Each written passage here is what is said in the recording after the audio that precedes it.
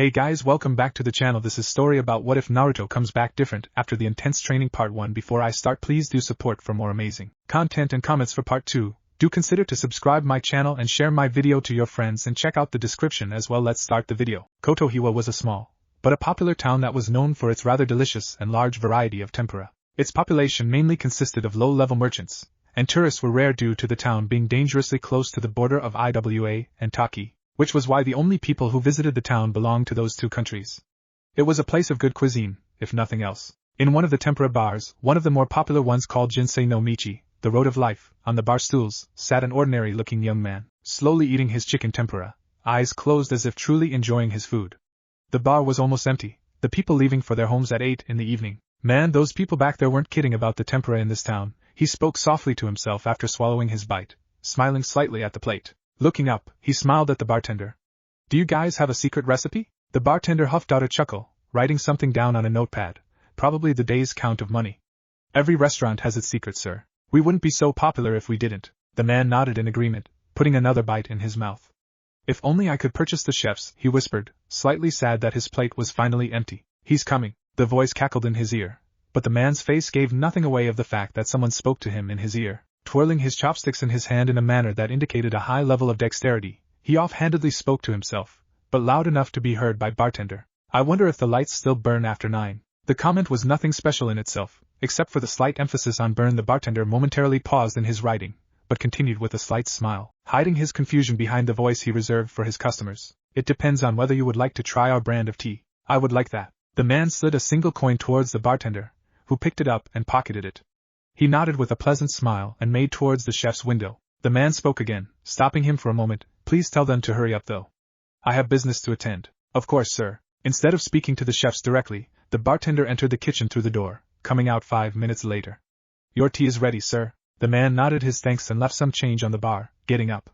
Straightening out his brown jacket, he cast an eye around under the pretense of loosening up his neck. Seeing no one paying attention to him, he walked towards his right and entered the door labeled staff only without hesitation. Walking through the corridor, the bartender joined him by his side. I must admit that you rather surprised me, sir.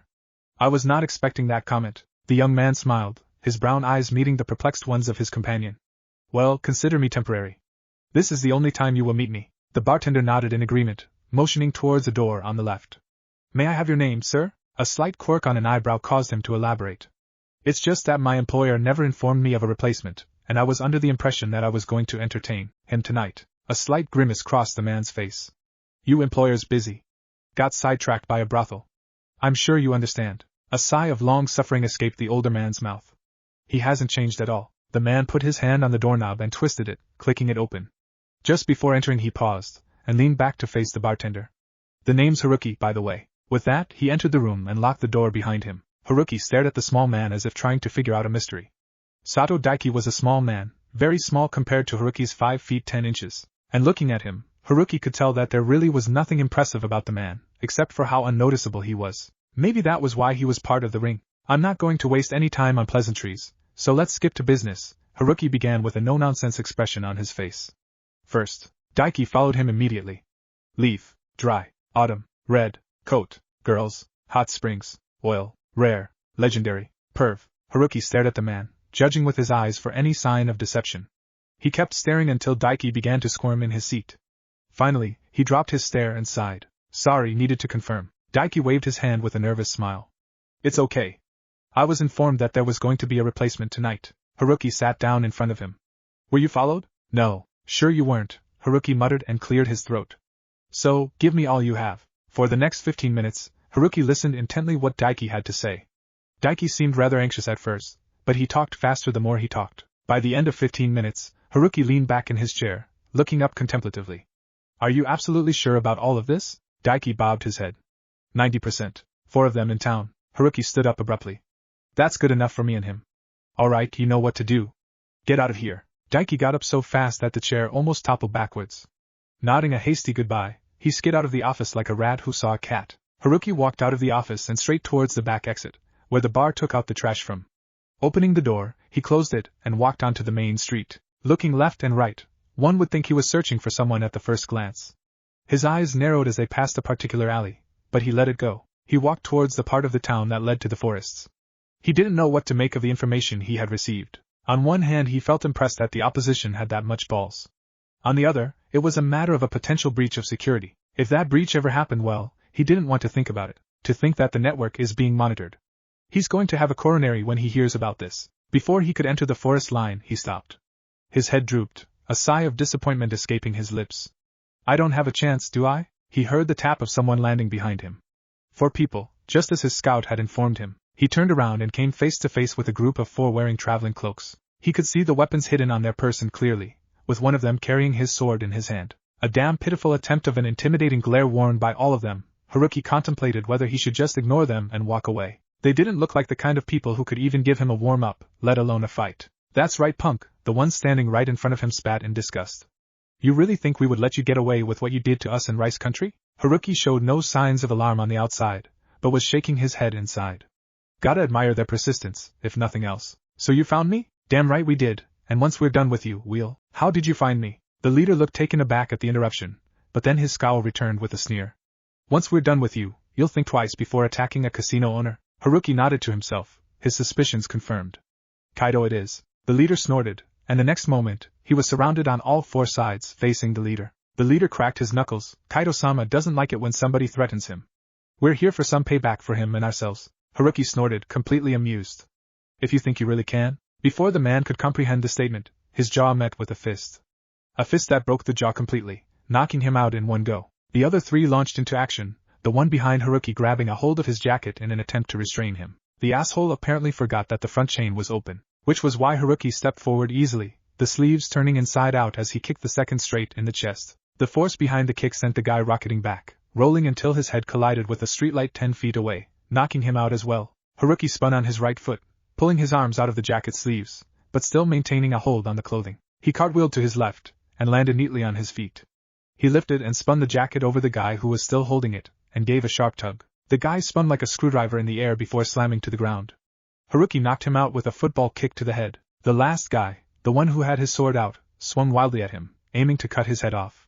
Haruki crouched and spun beneath the attack, letting his opponent get behind him. Completing his spin, he threw out the jacket in his right arm, a sleeve wrapping around the man's leg. A harsh pull sent the guy in the air, spinning not unlike his partner, before he landed on his head. Haruki sighed, dusting his jacket off before draping it over his shoulder, continuing his walk into the woods. He removed the radio in his right ear, brisk walking towards his destination. The small camp that was set up by him and his companions came in sight, and he spoke out to the redhead that was sitting by the campfire, eating some roasted meat. You know, I still don't get it why they came all the way here just so they could have a crack at me. The redhead looked up at him and grinned. You did make an impression back in Rice. Honestly, just by the feel of his chakra I could tell that he would be getting even with you in some way. Haruki tossed his jacket to the ground and sat down on the log. I'm honestly kind of insulted that he sent just 4 men. Didn't he learn anything from our last meeting? Honestly, I don't know why he's still in the network. He's more trouble than his worth. That's not exactly true and you know it, Haruto shot back. Haruki sighed, whatever. Mission accomplished. Haruki reached beneath his shirt to pull off a piece of paper sticking to his chest. As soon as he pulled it off, smoke enveloped his form. When it finally dispersed, Haruto grinned at him. Feeling better? Loads. That seal is good for holding my henge, but when I do it for long it feels like I'm walking around in a blanket. Naruto shook his head as he burned off the seal tag with a small fire. He looked towards the redhead, who was smirking at him. What? How many ladies hit on you this time? Naruto sighed and leaned back on his hand. 3. Haruto chuckled and said in a false suffering tone. I feel for you, cousin. Being as handsome as we both are can be a curse sometimes. Then he broke into giggles. Man, it's fun watching you get uncomfortable with ladies, but it's even more fun watching Jiraiya steam about it. I can't believe this is what the perv calls an A-rank mission. It's like a scene straight out of a cliché detective movie. Where's the pervert anyways? In the brothel. Still? Hasn't he gotten the memo that he won't be getting laid anytime soon? Knowing how he always thinks with his dick, probably not. There was silence for a few moments, in which both of them stared at the dancing fire. Haruto spoke up once more. You could always give him some of your water clones disguised as prostitutes. No need for livery. Naruto jabbed a finger at his cousin, speaking in almost a growl. You shut your goddamn trash mouth, Uzumaki. Right. After talking for 10 to 15 more minutes, Naruto decided to inform Tsunade about the completion of his mission. Rolling open his large storage scroll, he pressed his palm on a particular seal and pushed his chakra into it. In a small burst of smoke, came out one of his inventions that he simply called the pad. He found it rather perplexing that the ninja world had radio communications for missions, but they had invented nothing that could be just as convenient for long-distance communication. They relied on eagles for that. Yeah, he doesn't do that anymore. In fact, he hasn't been doing that for quite a while, if you count shadow clones and Hiraishin. It was his second long-term Fuinjutsu project he had done, the first being the Hiraishin. It had taken him 4 months of research with his shadow clone to come up with the seal.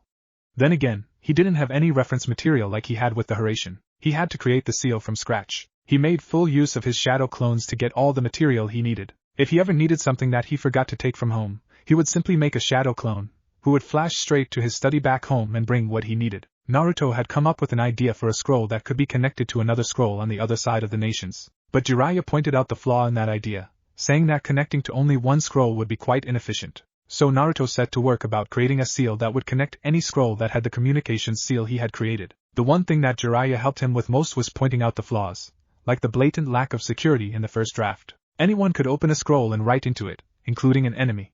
Which was why Naruto designed a basic, but clever, according to himself, security system. Integrating that system into his seal array without disturbing the space-time seals on the scrolls was a pain in the ass. But he managed it without Jiraiya's help. Not that the jerk was helping him in the first place. The scroll would have a chakra lock. The scroll won't open, as in the communication seals won't activate until the person the scroll belongs to puts in their chakra. If there is even the slightest irregularity in the chakra, the seals would deactivate completely and a security password would have to be written on the scroll to activate them. Again, another flaw that Jiraiya was happy to point out was that the recipient of the message wouldn't know who the message was coming from. And introducing yourself every time you write was annoying, something which they both agreed upon. Looking back, creating the pad was most hair-pulling project he had ever done. There were only so many things he could fit into the pad before the seal array crashed in on itself. The identity matrix was the last addition to the scroll that he made. It basically gave an identity to the scroll in the form of the user's name. So every time he sent a message to Tsunade, he wouldn't have to introduce himself because his name would automatically appear on her scroll. All he had to do to contact her was write her name on the scroll, and they would be connected. It was an invention that he was proud of, and he was sure that his dad was too, as a fellow seal master. The Calm Scroll, as it was initially called, was a field success. It was handy, easy to use, secure, and nothing that one would be interested enough to steal, considering it was just an ordinary scroll. As happy and proud as Tsunade was about his invention, she surprisingly came up with a very practical flaw in the Calm Scroll. It was a paper scroll and as such, needed a flat surface to write. While they could manage writing while keeping the scroll on hand, what mattered to Naruto was that there was room for improvement. Over the course of 3 weeks, he worked to replace the scroll with something better. The pad at first appearance was a cylindrical, metallic black stick about 3/4 the length of his forearm. There was another small, cylindrical stick slightly smaller that was parallelly attached to its side that when pulled, paper was stretched out like a napkin dispenser that hardened upon straightening. He could easily write on it with anything and whatever was written, it was transmitted to the receiver in real time. You never did tell me how you came up with this. Not even the clan had ever came up with this from what my parents had told me, Haruto remarked as he watched the pad in Naruto's hands with open curiosity and amazement. Naruto smirked as he finished writing a summary of his mission. I'll let you look at my notes sometime. He put the cap on his ink pen and pocketed it. As the ink disappeared on his scroll, he snapped and rolled the paper back inside and put the pad back in his scroll. Naruto turned to his cousin and gave him a small smile. So when did Jiraiya say he was returning? Uzumaki Haruto was Naruto's distant cousin in the Uzumaki clan. When the second year of his training had started, Naruto had questioned Jiraiya on whether the Uzumaki clan was truly wiped out or were there any survivors. Well, there are remnants of course. Some of the Uzumaki managed to escape before it was destroyed, and they might be spread across the nations, was what he was told. Naruto had longed to meet someone from his mother's clan, one of the strongest standing with the Uchiha and the Senju. It was only at the end of his second year of his training trip that he and Jiraiya found one, by pure chance. Haruto was Naruto's many times removed cousin whose mother escaped the destruction of Uzushiogakure no Sato. Only she didn't come to Konoha like Naruto's mother did. She apparently traveled to hot water country where she kept a low profile to avoid catching the attention of Hunter Nin. Jiraiya and Naruto found Haruto when they were in the hot water country for an A-rank mission. A missing Nin was unknowingly targeting Jiraiya's spies for money, and they were there to take care of that. They walked right into an ambush. Of course, against Naruto and Jiraiya, an ambush was next to useless. Just as they were about to turn the tables, all the ninjas in the clearing, even the hidden ones, were pierced in the chest by blood-red chains that came out of nowhere. Naruto had read about the Uzumaki chakra chains from his mother's journals, and recognized them right away. Flashback. Jiraiya and Naruto remained standing where they were, bodies tensed even though the shinobi that ambushed them dropped like flies. Naruto's eyes flickered towards his right, having sensed where their savior was. To think we would run into one, Jiraiya chuckled as he relaxed. Naruto returned with a smirk.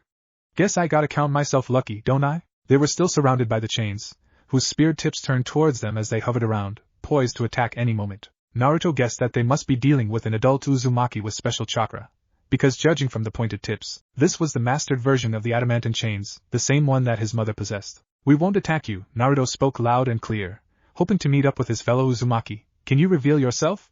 My name is Uzumaki Naruto. The chains lingered in the air, but Naruto's and Jiraiya's eyes managed to spot momentary freeze in them, before they started moving again. Suddenly, they retracted sharply, as if being sucked away into a vacuum. Naruto and Jiraiya turned towards their right when they heard hurried footsteps approaching. Naruto's heart started beating faster as a mop of spiky red hair came into sight, but he blinked dumbly when a teenager emerged from the forest, his face full of hope. He was of similar age to Naruto, and even though he wore civilian clothes, the muscle on his arms was a clear indicator that he was fit. He was slightly shorter than Naruto, and had an angular face with purple eyes. His hair was long, reaching down to his upper back, but not tied. Two spiky tails hung on the front of his shoulders. Naruto was a bit taken aback when the teenager lunged forward and grabbed his shoulders, shaking him a bit in hysteria. Are you really an Uzumaki? Yeah, even though I don't have red hair, Naruto answered, gently prying the hands away. He froze though, when the redhead buried his face in his chest and started sobbing. His arms clung around him in desperation, as if he had found something long lost. Oh, thank God, thank God. Naruto slowly wrapped his own arms around the teenager, wearing a confused expression on his face. Jiraiya was understanding as he moved to give them some space. Oh, thank God, I never thought I would ever find another Uzumaki. It tugged at Naruto's heart at just how broken his voice. Trying to distract the guy from what was disturbing him so much, he fished for a name.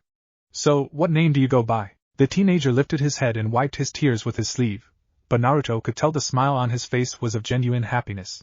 My name is Uzumaki Haruto, and it's a pleasure to meet you. Flashback end. Suffice to say, their first meeting was interesting. Naruto had been thrilled to discover a part of his family, as distant as it was. He learned that Haruto was usually a calm person, but easily got excited about things that interested him. He had been living alone in hot water country ever since his parents were killed by hunters when he was the only reason he got spared was because the Nin weren't aware of his existence, and he was very good at hiding, despite his powerful chakra reserves. That, and he killed the hunters in a fit of rage. Ever since then, Haruto avoided attention if he could, working daily to earn his bread. Jiraiya was impressed that even though Haruto did not become a ninja, he had mastered the use of his chakra chains at such a young age, without anyone to guide him. The kid had a lot of potential. It didn't take much to convince him to go with them, since he was already considering it. Naruto had a feeling that Haruto would be glued to him for some time. He wouldn't want him to get out of his sight. As the trip progressed, Jiraiya trained both of them. He was already unleashing hell upon Naruto, who couldn't help but feel pity for his cousin who hadn't worked this hard ever in his life. But as the months passed, Haruto kept on improving. And as he improved, his self-esteem did as well. Naruto prevented Jiraiya from corrupting Haruto with his perverted ways, but the latter still developed a penchant for making dirty jokes every now and then. That, and he also became a bit of a smartass.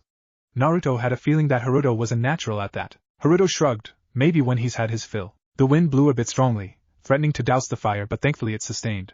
Naruto's nose picked up a familiar smell heading towards their way. Guess he finally had his fill of the night, Naruto dryly commented. He was right, when 5 minutes later, a large outline of a figure came into view, striding into their camp. So how was the mission, brat? Naruto chucked a rock at his head, which Jiraiya easily caught in his hand. You call that an A rank? What? Gathering information from my spies is at least mid-A rank, kid. You should be thankful I let you go in my place. Jiraiya puffed up his chest, taking a seat before Naruto, Haruto making way for him to sit. Naruto scoffed. Operating so close to Iwa's borders, I thought they would be a bit more vigilant about who is in town. So you managed to avoid the ninjas? Naruto frowned. I thought we established before that my acting was acceptable, Naruto said with a sarcastic air, enough for me to dodge my way out of those situations. Jiraiya didn't even bat an eye at his answer.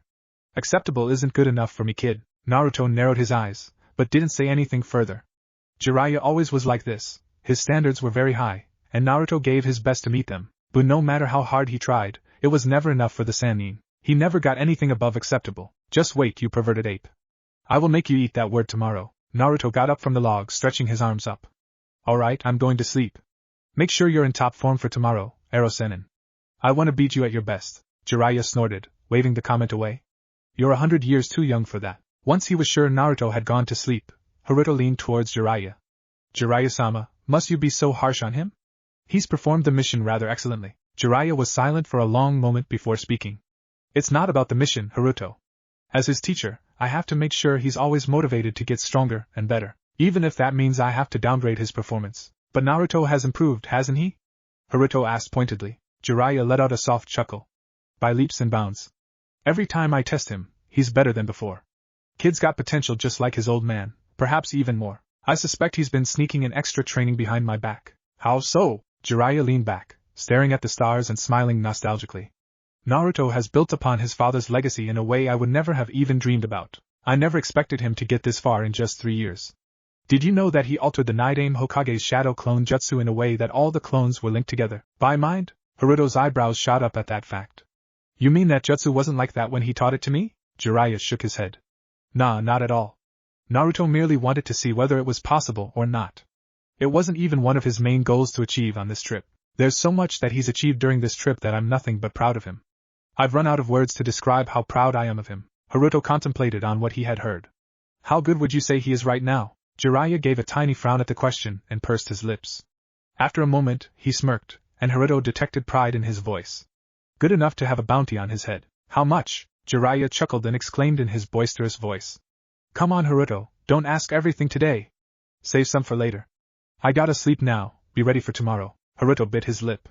There was so much he wanted to ask Jiraiya, but one more question wouldn't hurt, would it? What is tomorrow anyways? Jiraiya turned back to him, and the light from the fire cast a glow on his face. His eyes were shining with such intensity that Naruto had to suppress a shiver. A fight. The final battle between him and me, one that will mark the end of his training. Jiraiya then glanced at his fist, clenching it tightly. To be honest, I'm not sure whether I can win tomorrow or not. Naruto didn't know what to say to that. The sun's rays hit Naruto's eyes at 6:30 in the morning, causing them to flutter open. He didn't get up immediately, but rather thought about what was going to happen today. Today was going to be the end of his training. The fight he would fight today would undoubtedly be one of the toughest battles he would ever fight. He knew well what Jiraiya was capable of, since the man had been training himself as well, over the course of the trip. Jiraiya had proved himself as one of the most powerful shinobi in the world. He had pushed him hard enough that sometimes he felt his will to get up crack. It was only due to Kurama shouting at him and Jiraiya taunting his strength that he had got back up. Every time he got up, Jiraiya sent him back down harder than before. Every time Naruto felt he had improved, Jiraiya was quick to knock off that feeling. He had learned much from his godfather, but never once received a genuine compliment. The man was completely different from the goof that Naruto was used to talking to.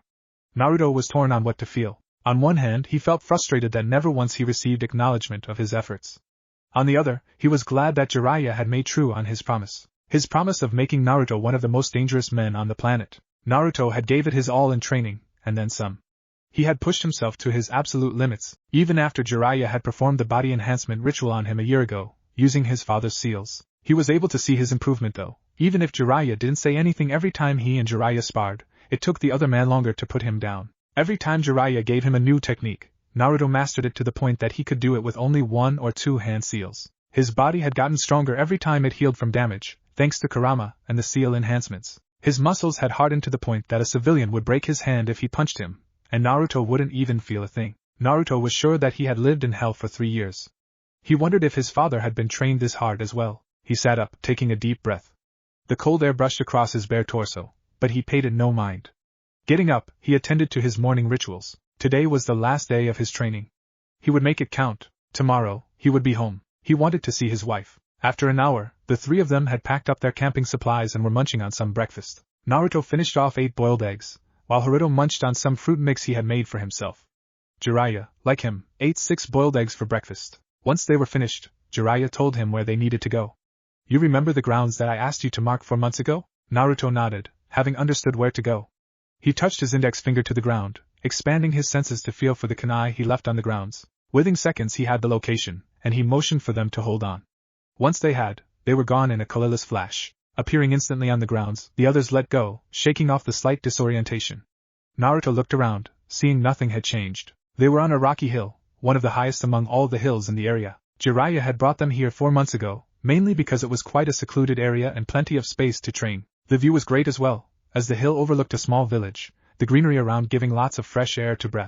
All in all, Naruto thought this was a great picnic spot. Training too. Jiraiya took off his bags and put them down. He turned around and smirked at his blonde student. All right, today is your final evaluation, Naruto. I'm gonna be testing you to your limits, both physical and mental. Today, I won't be holding back on you. Naruto's heart started beating faster at his teacher's words. The blood was rushing through his veins, excitement growing with each word. The prospect of a battle with a strong opponent he could barely keep from grinning like a madman. Do I get to drop my gravity seals for the test? Yes. I don't want you weighed down by anything. You'll get crushed in no time. The nonchalance and the confidence ticked Naruto off a bit, but he controlled himself. He had gained an ironclad control over his emotions over the course of 3 years. The training wasn't something he liked, but it was necessary. Kurama wouldn't accept anything less. Naruto nodded. Alright. How are we doing this? Jiraiya folded his arms. I need 2 hours to prepare for the test. You use the time to do the same, but do it away from here. Naruto tilted his head. What am I going to wear for the test? Jiraiya rummaged in his pack and pulled out a scroll. Tossing it to Naruto, he informed him. I had ordered a vest of your size from the village.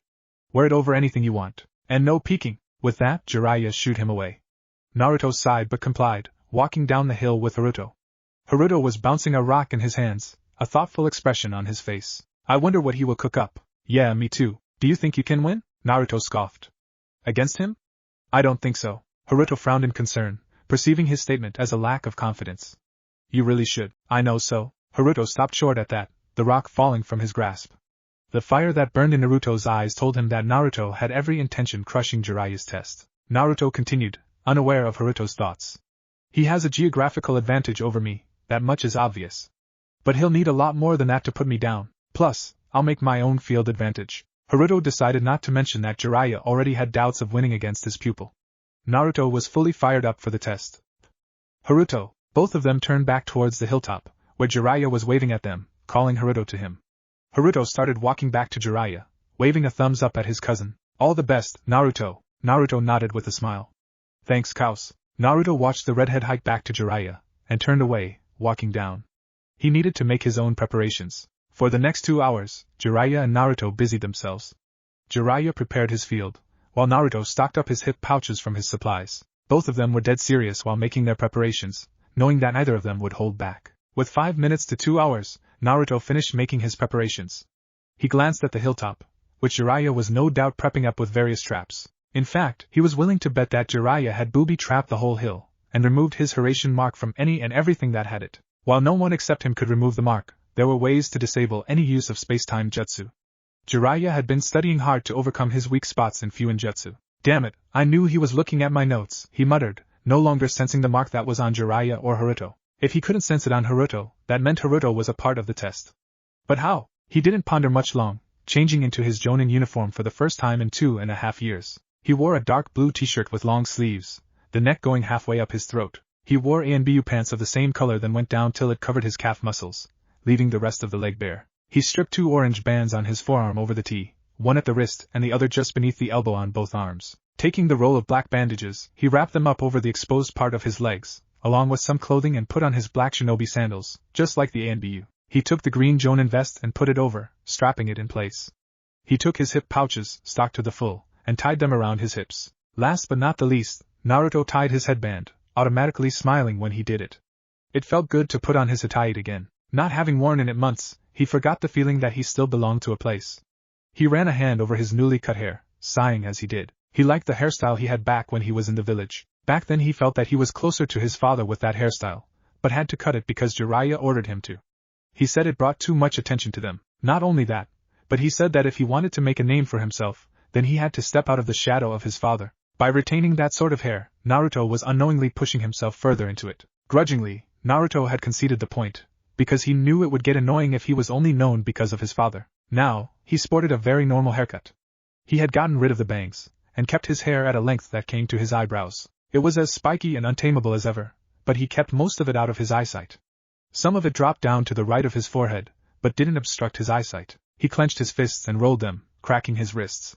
He rolled his head to crack his neck, rolled his shoulders, jumped a bit, did a few stretches to warm himself up. He knew Jiraiya would be coming any second now, so he released the gravity seal that kept him at 10 times the Earth's gravity. He grinned joyfully as he did a few jumps. He felt as light as a feather. Just as he finished warming up, Jiraiya appeared before him in a burst of smoke.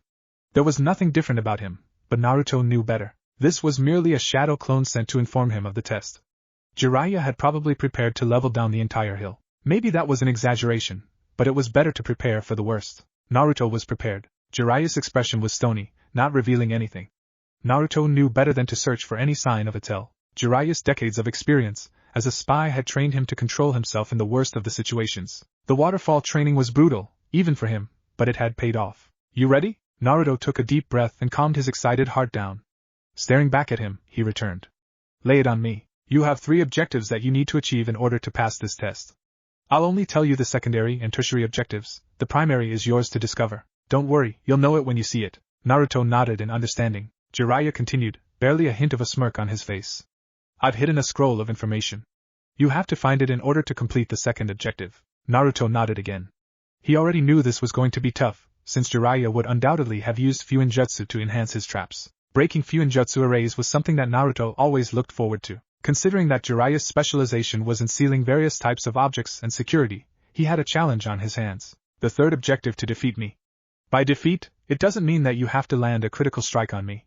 It's more than that. Naruto frowned. What could be more than landing a finishing blow to your opponent? Jiraiya held up 5 fingers. You'll have to land not 1, but 5 critical strikes on me. Naruto gave the man a flat look, causing Jiraiya to nervously chuckle. Ah ha ha ha, I meant, not actually land those strikes. That would kill me. You mean just give an impression that I could have killed you with that particular strike? Naruto clarified, seeing Jiraiya having some trouble framing his sentence. Jiraiya snapped his fingers. Yes. Just like that. Naruto folded his arms across his chest. I'm sorry, but why 5 strikes? I could simply imitate a strike that cuts off your head. Don't get too cocky, kid. It's to test your improvisation against an enemy who is as persistent as a cockroach and as genius as you are. Once you land a strike, you must release me from whatever trap I'm in. The fight will then continue after a 10-second rest. You won't use the Rasengan, or any of the variations as well, Jiraiya revealed. An unusual test, but one that Naruto would relish. He was dying to test out some of his new moves that he had been developing in secret. I have told you everything you need to know. Any questions from your side? He received a fist to the stomach for an answer that instantly popped him. No, we can begin. Jiraiya blinked as he received the memories of his shadow clone, and he rubbed his stomach as the phantom pain hit him. He scowled, humph. Disrespectful brat. He then gave an anticipatory smile as he stood with his arms folded, his gaze eyeing the edge which he expected Naruto to climb from. Let's see how you go about this Raijin no T. Naruto spread out his senses, smirking when he felt 15 signatures standing on the circumference of the hilltop. Jiraiya knew exactly what Naruto was thinking, and had stationed his shadow clones such that they will intercept him from whatever path he comes from. Relying on shadow clones was never Jiraiya's style, but it went to show how high he thought of Naruto's skills if he was willing to copy Naruto's style. Holding up a half-ram, 30 shadow clones soundlessly came into existence. There was no need to speak, since they were all connected by mind. Naruto took the path that was on the eastern side with some of his clones, leaving a shadow clone to take the front. He began the climb without wasting time, running up and relying on his danger sense to alert him. His eyes were constantly darting everywhere, checking for any sign of traps. He gave no sign of surprise when he found that 6 of his clones were taken out before halfway point. It only proved that his suspicions were correct. The entire hill was booby-trapped. The hair on the back of his neck stood up in alarm, causing him to halt. Bending down, he carefully felt for the tiniest bit of chakra. He gave a sigh of relief. He had stopped right before he stepped on a pressure-sensitive explosive tag, essentially a mine. Right, he can afford to cause a landslide on any side except the one facing the village, he muttered, taking a step back. His statement caused an epiphany. He chuckled, looking towards the hilltop. You smart son of a bitch. Because the south side had the village at the base, the strongest of the traps would have to be concentrated elsewhere. It clashed with the ideology that the front path was the fastest, most expected one and therefore, the most dangerous. Jiraiya had laid the real trap within a false trap, and Naruto completely fell for it. He sent out a message to the clone on the front. Clone on the front, have you encountered any traps? It never failed to give him a kick that he essentially had telepathy, even if it was among his own clones. Negative Prime. How far along are you? I'm beyond halfway point, hiding from the Jiraiya ahead of me behind a rock. A hill mostly made of rocks didn't have much places for convenient trap placing, except for explosives. It made Naruto wonder just how many mines did Jiraiya place around the body of the hill. Well done. Summon me. Roger that. Only a moment later he found himself beside the clone on the front. He dismissed everyone else. He looked at his clone and nodded, silently telling him to stay there. Jiraiya wasn't a sensor like him, so its stealth worked in his favor. Coming out from behind the rock, he hurled a kunai wrapped with a level 3 explosive tag 5 feet beneath the Jiraiya standing ahead of him. The blast that happened when it struck was enough to shatter the rock in a 2-meter radius, as well as blowing away the clone. Naruto took his chance and sprinted to the top, taking a jump in the end. When he landed, he let his eyes roam and take in the scene. The hilltop 15 Jiraiya, not counting the clone he blew up, stared at him. His eyebrows rose slightly when he took in the scene behind the Jiraiya standing in front of him, several meters away. So Naruto is the primary objective. Jiraiya took him as a hostage, which makes him top priority. Having figured out his primary objective, he stood up to his feet, brushing off some dust of his legs. Didn't take you for the one to copy Kakashi, he drawled, appearing at ease. Kakashi copies others, but you copied Kakashi's style of copying the others, which makes you a double copier, Erosenin. Jiraiya smirked but didn't say anything. Bastard was probably talking to his clones via the mind link, because the remaining clones except for 2 came to stand before him in a line, several meters away. The remaining 2 took guard beside Naruto. Naruto took careful notice of their eyes, which darted to the ground while walking to group up. It meant that there were traps here too, likely mines. Naruto wondered if he should blow the clones away by deliberately activating the traps, but he had to follow the rules of a hostage situation. Hostage takes priority. Go around the back, take out the 2 guarding Naruto and attempt to strike at the one who is speaking. Roger that, Prime. What are your demands? Jiraiya said nothing at first, but when he replied, it wasn't what Naruto wanted. You arrived here faster than I expected. Naruto repeated his question, getting the answer this time. Rescue your cousin, Naruto. Naruto spread his arms. No threats? Nothing that will happen to him if I take a step towards you? Jiraiya shook his head with a smile. I'm simply the resistance. Naruto smirked, not believing his words for a second. If there was a hostage, the opponent will always take advantage of him to gain an edge over you. Jiraiya may be telling the truth, or he may not, but Naruto had to assume the worst. That, and he was buying some time for his clone to get into position. In position, Prime. Do it. He had to give credit to his clones. Even though they weren't as strong as him, they were almost as fast as him. He had improved his strength a lot, which is why when he threw his kunai, they were faster than one could react. They could at most dodge, but only the best could catch them. The kunai went clean through the heads of the clones, dispelling them. Jiraiya's reaction was damn impressive, because he turned around and threw a kunai at the clone, catching the one thrown at him an inch from his eye. The kunai was slower than what Naruto threw, but it managed to catch the clone in the chest, dispelling him. Naruto was even faster than Jiraiya, because he reacted the instant Jiraiya turned his back to him. 12 clones popped into existence, each of them lunging for the remaining clones while Naruto went after the apparent original. A kunai in his hand, Naruto was ready to deliver a superficial cut to the neck, to mark his first critical strike. But Jiraiya was a veteran, and the teacher of the Yellow Flash, currently being Naruto's teacher for 3 years. He knew about Naruto just as much as Naruto knew about him, and he knew exactly how he would react stealing the chance to land a strike, which is why he spun low on his heel to throw the kunai. Naruto's kunai cut a few of Jiraiya's hair, the blonde passing inches over his head. He smirked, proud of how fast his student had gotten. If it were anyone else this tactic would have worked. It was only because he knew Naruto's fighting style that he was able to dodge. Naruto far outstripped him in the speed department now, just like his father did at his age. Naruto flipped in the air to land on his feet, his back facing Naruto. He stole a glance around the field, seeing the status of his clones. 3 of his clones had managed to dispel the Jiraiyas they had marked, and were assisting the others. Any clone that has taken care of their Jiraiya, free Naruto. In response, one of the clones immediately left its partner to obey the order of the original. The clone that was left behind stumbled momentarily, being taken out due to getting distracted. The Jiraiya then moved to assist the others, moving to attack a clone from its back while it was still fighting another Jiraiya. The clone cursed and caught an elbow going for his jaw, kneeing the clone in the chest out of existence. He used the same leg to back kick the clone behind in the gut, dispelling him. Naruto himself was busy engaging Jiraiya in a bout of taijutsu when the man tried to go back to Naruto. Avoiding a slash at his thigh, Naruto delivered a powerful 2-punch combo to Jiraiya's face, mindful to hold back his enhanced strength, stunning him for a moment. Jiraiya was open for that small moment, so Naruto took his chance to land another attack. Jumping a bit, he landed a devastating right spinning hook kick to the head. Continuing his momentum, he dropped down and swept the legs from beneath his master. Jiraiya went down, but recovered quickly. But the job was done. Naruto's clone had taken a hold of Naruto and flashed them to a previously marked point. Primary objective complete. Prime. The secondary objective is right where Naruto was. I'm marking the spot. Naruto grinned for a moment, before refocusing back. A Hiraishin kunai slipped into his hand, and he began fighting in earnest. He used his right arm to block, left hand to attack, a strategy that was meant to move the opponent into a position that could not be blocked. Jiraiya knew how to move around it, but Naruto improvised, deliberately loosening his hold on his kunai. Jiraiya saw the opportunity and knocked it out of his hand when Naruto went for a face slash, spinning it in the air. Not hesitating at the loss of his weapon for even a moment, Naruto easily avoided the swipe to his legs and aimed a jump punch at Jiraiya, who left his side open to get a slash at Naruto's ribs. Not a superficial one like the one Naruto was aiming for, but a real one that would injure. But even Jiraiya hadn't seen it coming that Naruto had set him up.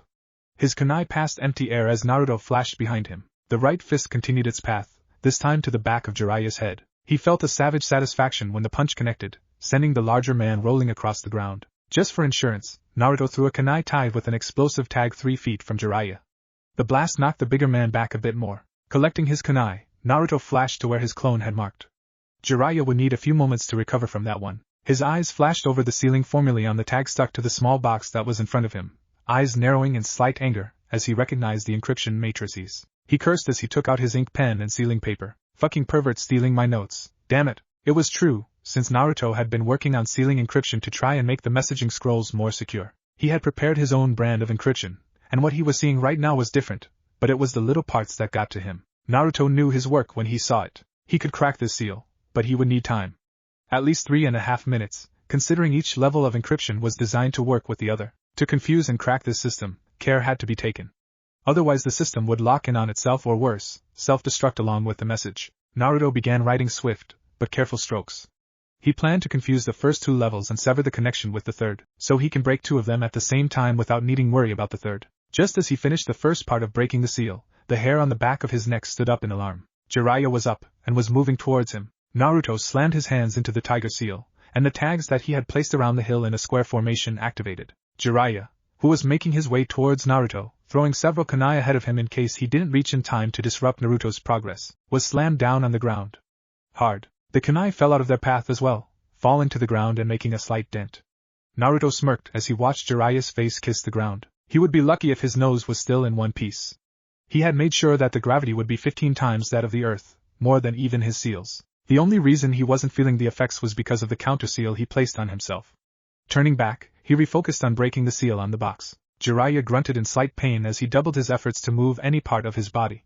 With so much gravity, his body was crushing in on itself. It would be different if he trained with gravity seals as well, but his body wasn't used to so much. He was barely able to move his eyebrows, much less his face. Reinforcing his body with chakra was all he could do to not get turned into mush. He had to give Naruto credit though. Placing a barrier around an entire hill was not difficult, but the chakra cost for the activation for such a large area was high. But his pupil had more than enough chakra, his reserves having grown larger than ever in the last 3 years due to intense training with Kyuubi and himself. Naruto played to his strengths. Naruto finished designing the counter seal for the 3rd level. Placing the one for the first 2 on the box, he activated it, then placed the one for the 3rd level on top of it. The seals glowed as the levels were decrypted and within seconds, the lock of the box opened. Naruto quickly took the scroll from inside and smirked in victory. Second objective complete. Standing up and turning to where Jiraiya was, he flash-stepped towards him. Bending down, he nicked a small cut on the man's jugular, just opening a small scratch. "Strike one, old man," he taunted, jumping back and deactivating the gravity barrier. Jiraiya sighed in relief when he felt the weight disappear. Jumping up to his feet, his hand came up to grip Naruto's wrist when the blonde attempted to land a palm strike on him. 10 seconds aren't over yet, kid, he dryly said. Naruto grinned. No, they're not. The next thing he knew, they were in the middle of a forest, far away from the hill that they were on. Jiraiya tried to kick Naruto away, but the latter had already released him and jumped back, laughing slightly. "Where are we?" Naruto smirked. "Around." With that, he attacked, engaging them in a furious bout of taijutsu. Naruto had refined his taijutsu a lot in 3 years, adding new moves to his repertoire. His punches, hooks, jabs, kicks, nerve strikes were more refined than ever, and had damaging power behind them. Jiraiya's large figure meant he had a better reach, but Naruto had more speed and better reflexes on his side. Ducking under a punch to his head, he raised his right hand to block a chop from the same hand. He stepped a little to the left, his left hand diverting Jiraiya's right side kick away from his stomach. He then slammed his left elbow into Jiraiya's exposed ribs, causing him to let out a grunt of pain. He kicked away Jiraiya's right leg, which came to his head in a spinning kick. Jiraiya spun on his leg, aiming for a knee to Naruto's gut, which was blocked by Naruto's own. A left fist flew towards his head, which Naruto caught with a grunt. Naruto caught the right one before his stomach. Without wasting a moment, he switched to offense. He pulled Jiraiya close, kneeing him in the gut. All the air left Jiraiya in one huff, but Naruto was relentless in his attacks. Releasing his hands, Naruto landed a flurry of quick punches to the man's torso, ending with a punch to the face. Naruto could have easily put his mark on his master, making it easy to use Hiraishin on him. But the thought of being a one-trick pony was rather unappealing. His dad might have spammed the technique, but Naruto did not want to make it a crutch for himself. Naruto's strikes had power, slowly withering away Jiraiya's defense. He ended with side kick back kick combo to the chest, throwing back Jiraiya so hard that the bark of the tree he slammed into cracked a little, and he coughed up some blood. He stumbled forward, shaking his head to clear it, and was able to catch the kunai to his chest with eyes closed. He realized it only when he opened his eyes, that the kunai was a tri-pronged one. Naruto flashed behind Jiraiya, punching him to the head to his right, then flashed again to a kunai buried a few feet away. He kicked Jiraiya in the chest after appearing before him. Snatching the kunai from the ground, Naruto jumped up, flipping in the air to increase the speed behind his slash. The slash was actually supposed to cut off the enemy's head, or open a bloody waterfall, but Naruto made sure that only a superficial cut was made to Jiraiya's neck. Hiraishin, Enki Kogiki, Flying Thunder God, Circular Slash. That's the second strike. Jiraiya got up and took a deep breath, exhaling with eyes closed. Turning around, he smirked despite the pain he was in. Naruto's taijutsu was dirty, brutal, and never failed to cause pain. Don't think the next 3 will be this easy. I'm not, but if you don't step it up, you're going to lose, Naruto scoffed back. Jiraiya chose not to speak anymore and jumped back, flying through seals. Katon, Ryuka no Jutsu. Fire style, Dragon Fire Jutsu. A large dragon of fire, as large as him, came roaring towards him, but Naruto stood his ground. His hands came together in the bird seal, and chakra molded in his stomach at a rapid pace. Suitun, Suijin Hiki. Water style, water encampment wall. Naruto spit a large amount of water which formed into a spinning, protective wall before him. He continued spitting water until Jiraiya stopped spitting fire. Jiraiya wouldn't risk any chakra-intensive jutsu against him, because Naruto could fire S-rank jutsu for hours before he began to get tired. Jiraiya threw a cluster of shuriken at him, which were easily avoided by Naruto. He was in Naruto's face in a second, following up his attack, having taken a guess as to how Naruto will dodge. Due to his position, Naruto was unable to dodge and therefore, the punch hit him straight in the jaw, sending him flying. Naruto recovered quickly though, and flashed to the kunai that Jiraiya dropped before the second strike. A punch like that would have cracked anyone's jaw, but Naruto was tougher than the average shinobi. He flashed through 2 seals, molding chakra again. Suitun, Tenkyu, water style, heavenly weeping. Sharp, thin needles of water came out of his mouth, aiming for Jiraiya.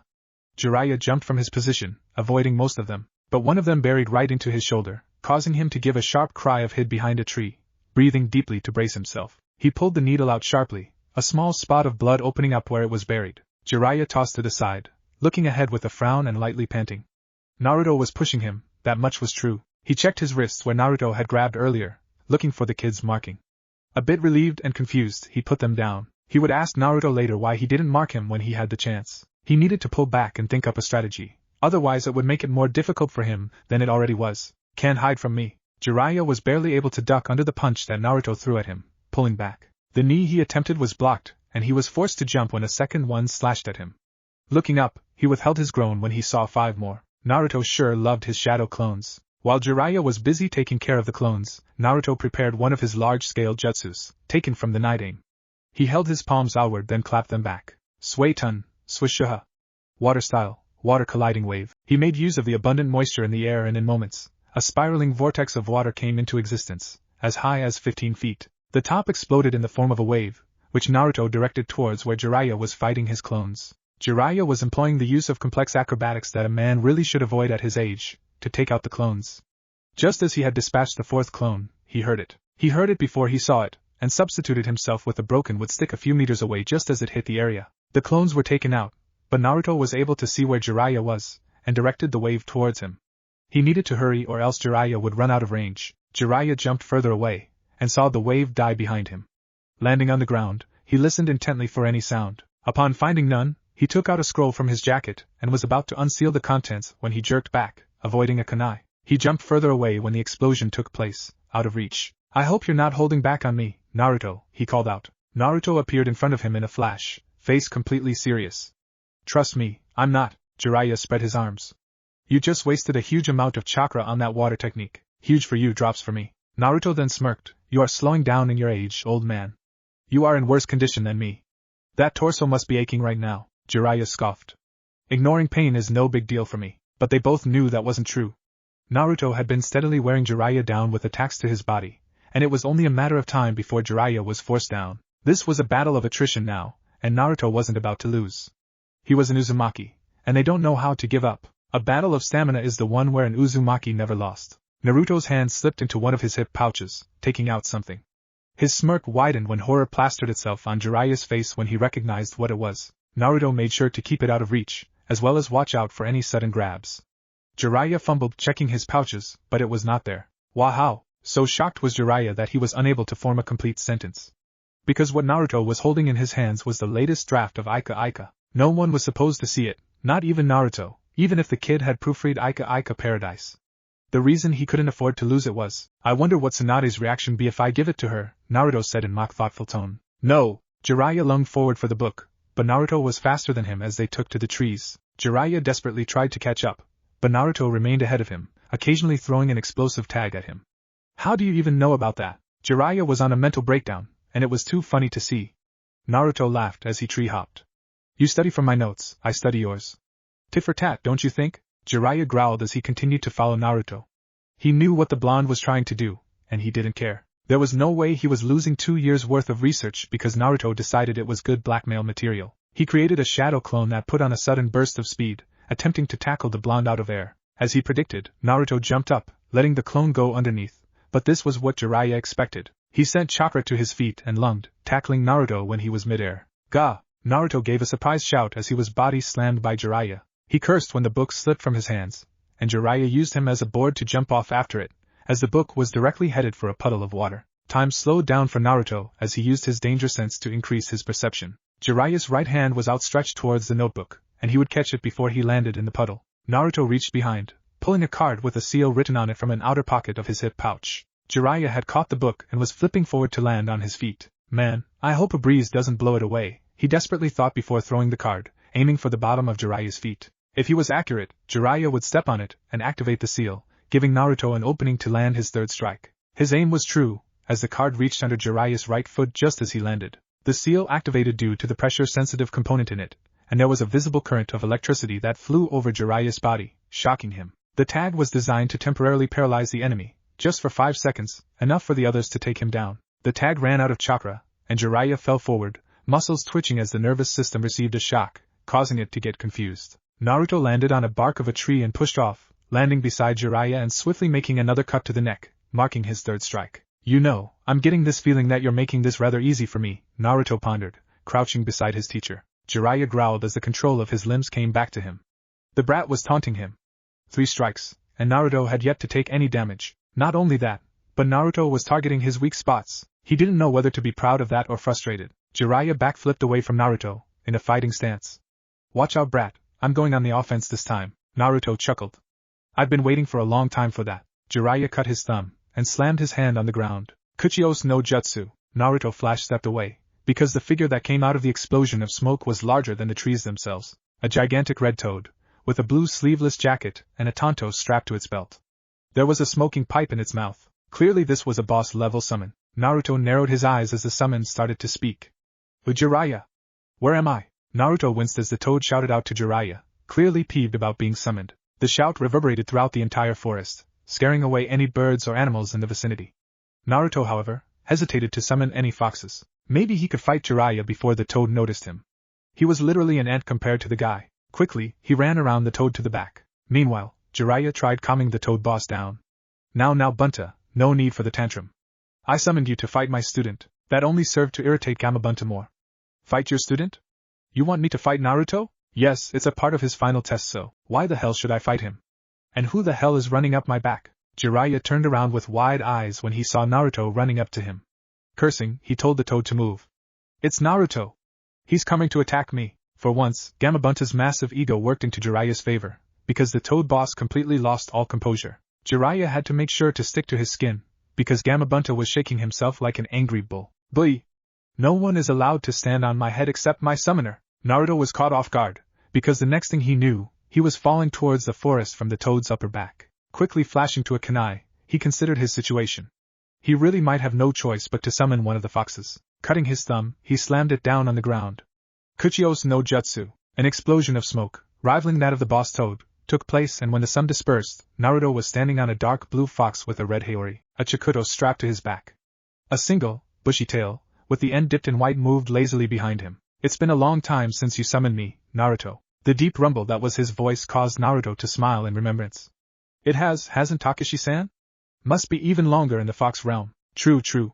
So you brought me out to face Gamabunta, huh? Naruto shrugged and eyed the toad, who had gone silent with the appearance of the fox. I figured, why not? One boss to another. The fox chuckled and gripped his sword, giving a toothy smile to his opponent. Nice to meet you, my name is Takashi, the boss of foxes. It seemed like Gamabunta had somewhat of a thug attitude, for he didn't bother with the curtsy, something that pissed Naruto off. Gamabunta took out his tanto and held it, a hostile look in his eye.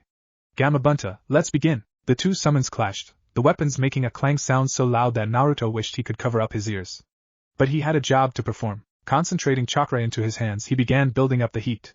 A small, compressed ball of fire sat in his right palm in moments. Jumping up so that he didn't burn Takashi, he thrust his hand towards Jiraiya. Katon Taikafu! Fire style, great fire blast. A large beam of fire shot out from the compressed ball, heading directly towards Jiraiya, who had wide eyes upon seeing it. Never had he seen Naruto ever practice that jutsu, whatever it was. It was easily A rank, seeing how much chakra Naruto put into it. He flashed through seals of one of the few water techniques he knew, Suiton, Suiden no Jutsu. Water style, water bullet technique. The stream of water collided with the fire, neutralizing them both. A drop of sweat ran down Jiraiya's face at how much chakra he was expending. This is bad. At this rate, I would run out of chakra to summon Ma and Pa. I need to back off for now. Thankfully, just as Jiraiya stopped his water technique, the fire in Naruto's hands ran out. Naruto landed on Takeshi's snout, just as the giant fox punched Gamabunta in the face, sending them back. The Toad Boss grunted, rubbing his nose. This guy is no joke. Jiraiya, give me fire. Jiraiya winced. Sorry Bunta, but I need to conserve chakra to summon Ma and Pa. Normally, Jiraiya's refusal to cooperate would have pissed Gamabunta off, but the fact that he was calling the sages was shocking enough to abate the anger. Jiraiya, are you serious? Deadly? Gamabunta went completely silent at that, being serious for once. I don't know why you need to go that far for just a test, Jiraiya, but that is not my business. I will hold them off. You do what you have to do. Jiraiya nodded and was about to summon them when he was suddenly thrown off the Toad Boss's head. Caught totally off guard, he was barely able to right himself in midair, hitting a few branches and making an awkward landing. Kipping up, he faced Naruto, who was standing in his fighting stance. How did you kick me off? He asked incredulously. The kind of distance Naruto covered wasn't possible by flash step, and Jiraiya hadn't seen any kunai heading towards him for Hiraishin. Naruto smirked and replied, body flicker. Now he felt stupid for asking. Oh, yeah, Naruto agreed before attacking. Jiraiya doubled back before proceeding to go entirely on the defensive. Naruto's attacks were relentless, and were not limited to just punches or kicks. Naruto had a large variety of both of them, but he didn't hesitate to use his elbows, knees, or even head. It just made him a lot more unpredictable. Jiraiya took out a kunai and slashed out, forcing Naruto back. Forming a shadow clone, the two of them teamed up on Jiraiya. Naruto managed to get a fist into Jiraiya's gut, winding him, while the shadow clone took advantage of the opening and front flipped behind Jiraiya, driving his feet at the base of Jiraiya's back. The older man let out a sharp cry of pain as he stumbled forward before face-planting. Jiraiya grit his teeth as he fought to push the pain aside. Through a great amount of willpower, he pushed through the pain, knowing that he needed to summon the sages. Technically, he would pass Naruto right now and then. Not many had come this close to hurting him, but he was struggling against the blonde. But he needed to see how Naruto would combat the sage mode. He jumped aside from a fireball and put some distance between them.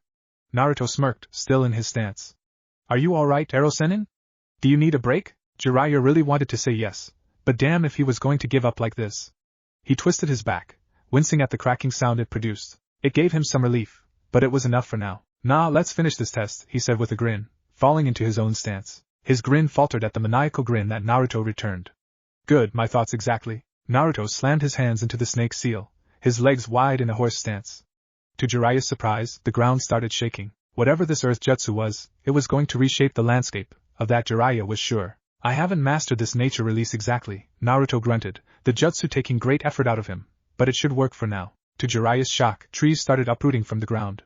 Only one thing came to his mind. Impossible, he couldn't have. Naruto's grin widened till it reached his ears as he threw his hands forward. Mokuton, Jukai Koten. Wood style, nativity of a world of trees. Jiraiya used body flicker to move back before an entire forest slammed to him. He didn't stop running as he tried to figure out just how Naruto managed to use the Shodai's one of the most devastating techniques. As he thought hard about it, one thing stuck out to him. Naruto never announces his jutsu's names, but Naruto couldn't use genjutsu, so that meant only one thing. Kai. Jiraiya released the biggest burst of chakra until date to disrupt the genjutsu. His act overloaded the seal that was stuck on his pants when the clone kicked him, knocking him out of genjutsu, just in time for him to see a flying kick colliding with his face, sending him flying through a tree. Naruto lightly panted, not expecting Jiraiya to figure out so quickly that he was in a genjutsu. He was about to deliver his fourth strike when Jiraiya bust the seal, forcing him to kick him away. The seal tag was something that he had created with Kurama's help, considering he couldn't use any genjutsu except for one. The tag had his Yin chakra, that he had very carefully separated. This was the first field test, and now he knew the flaws. He wanted to cover his weak areas, but using genjutsu had never been his style, so he was unsure of how to proceed. Surprisingly, Jiraiya was weak at them as well, so he was unable to help. Jiraiya panted heavily, not expecting a genjutsu of that strength from Naruto. Just how many things had he kept hidden from Jiraiya? Still, it was damn impressive. Checking his neck, he found only 3 partially healed cuts, which meant Naruto hadn't managed to land a fourth strike. But now he was low on chakra, which meant he couldn't summon the sages. He was scratched all over, blood coming out from the scratches in small amounts. His body was in complete pain after taking so much punishment. There wasn't much a shinobi could do when they were low on chakra and completely wounded. Except, Jiraiya reached into his hip pouch and felt around for the chakra pill. He could count on one hand how many times he had taken it in his life, and still have fingers left. Without wasting time, he put it in his mouth and swallowed it directly. He got up as the pill replenished his chakra to the full, and even partially healed his wounds. With his stamina completely back, Jiraiya could now go on the offensive. Naruto eyed the recovered form of Jiraiya with narrowed eyes. To be honest, he didn't feel much worried. He had countered every attack from Jiraiya quite effectively, and there wasn't much that the old pervert could do now.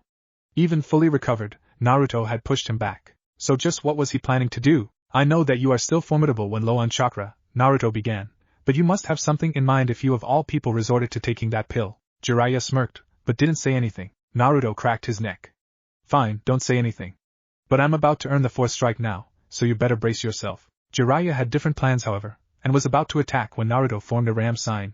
Thinking that the blonde had traps set up in the area, he stood back in his position, but his eyes bugged out when he saw that Naruto had just performed an henge, and they threatened to pop out of their sockets at the sight before them. Harem no jutsu, sabit no hito no yum.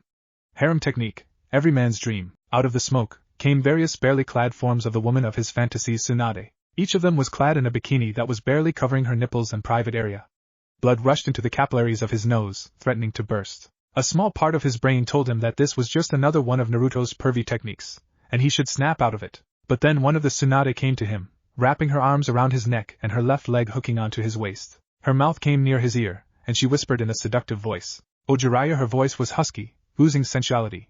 "I know how long you have been wanting to play with me." That was as far as the clone got, after which Jiraiya simply couldn't take anymore. Pushing against his chest, leg wrapped around him, his nose exploded in a fantastic shower of blood, knocking him onto his back. A perverse grin was spread on his face, even after being knocked out. Naruto released the jutsu after his godfather passed out.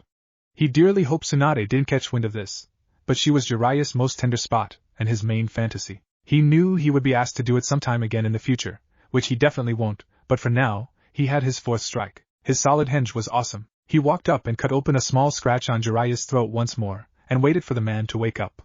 He would catch a rest while his master got up. Looking up, he saw that Takashi had beaten Gamabunta up, but not before receiving an impressive shiner to his eye. The giant toad dispersed, shortly followed by Takashi, who gave Naruto a nod before returning as well. Jiraiya came around after 2 minutes, groaning as he got up. "Man, I wish that wasn't a dream," he groaned in dismay. "It wasn't," came a voice behind him. He was up in less than a second, scowling at Naruto, who was merrily eating an apple. Naruto swallowed his bite and replied, "It really happened. You know, today is the first time that I've had this many moments where I'm torn whether I should be proud of you or just beat you up," Jiraiya growled. Naruto just finished his apple up and clapped his hands clean. "Maybe we can talk after we finish this test? I've got only one more strike to land on you," Jiraiya smirked. If Naruto was this confident, he wouldn't mind giving him some time to prepare for Sage Mode, would he? "Say, would you mind giving me a couple of minutes to prepare for this one?" Naruto frowned as he spun a kunai by its ring.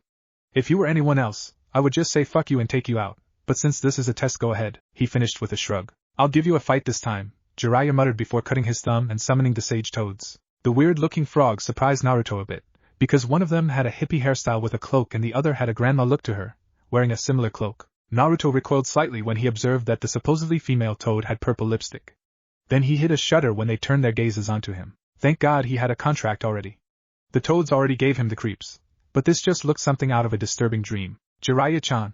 The green toad barked out. "Is that Naruto-chan?" Naruto was trying not to snicker when the green toad called Jiraiya-chan. But his face soured when the toad turned the suffix onto him. He probably recognized the resemblance between him and his father. Jiraiya nodded as he fell into a horse stance, clapping his hands. "Yes, Fukasaku-sama. I'm going to enter it." Immediately, the lady toad turned around and started shouting at him. "Are you mad? You know how powerful Sage Mode is, and you want to use it against a boy. Not even a fully trained shinobi, but a boy? Who do you think put all these bloody scratches on me? This is a test, so please don't argue with me on this, Shima-sama." So these were the toad sages, Shima and Fukasaku-sama? They sure do look and talk ridiculous, he mused. Fukasaku tried to reason with Jiraiya.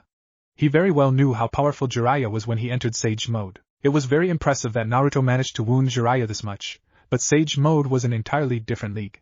"Jiraiya-chan, if Naruto-chan can't, I wouldn't have called you if it wasn't absolutely necessary, Fukasaku-sama," Jiraiya pleaded. Naruto watched as the sages deliberated for some time, before agreeing, though looking highly reluctant. "Very well, Jiraiya-chan.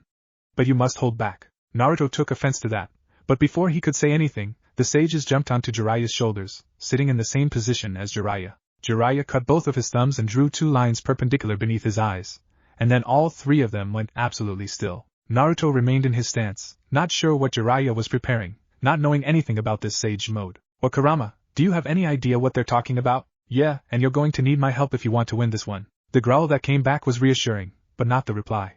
What is sage mode? I'll tell you later. For now, concentrate. I can sense that they are almost ready. Keep your distance, and avoid hand-to-hand. Naruto frowned, not knowing what to say to that. His body was enhanced greatly through seals, but this sage mode had to be something if Kurama was telling him to avoid getting close. He blinked when he saw Jiraiya's face undergo a change. His nose grew bigger, and developed arts, not unlike any of the toads he so frequently worked with. Facial hair grew on his face, and when he opened his eyes, they were exactly like those of a toad. All in all, he looked hilarious. Naruto was sensing a strange kind of energy within Jiraiya, and was able to place it after a moment's thought. It was the same thing he felt when he put his finger onto the ground to cover a greater radius with his sensing. It was the feeling of the abundant chakra that was in the ground, chakra that he used to boost his sensing. Nature chakra. So Jiraiya absorbed chakra from the nature? Wonder how strong that makes him, but he couldn't help but ask. Is sage mode supposed to look like that? Jiraiya grumbled and replied, giving Naruto a glimpse of his sharpened teeth. No, but it works for me. I usually avoid using this because it scares the ladies away. A snicker escaped Naruto's mouth. You think too much with your balls, Ero-sennin. The toads laughed on that, but Jiraiya chose to attack. One moment, he was standing 10 feet away from Naruto. The next, Naruto's crossed arms were blocking the punch, sending him flying back through 2 trees, after which he painfully landed on the ground. He may have enhanced durability, but going through trees like that hurts no matter what. That, and his arms were tingling. A grin slowly grew on his face. His excitement was kicking in, at fighting such a strong opponent. Jiraiya might be physically better than him right now, which meant only one thing, he could go all out. He kicked up into his stance, ducking immediately to dodge the kick at his head.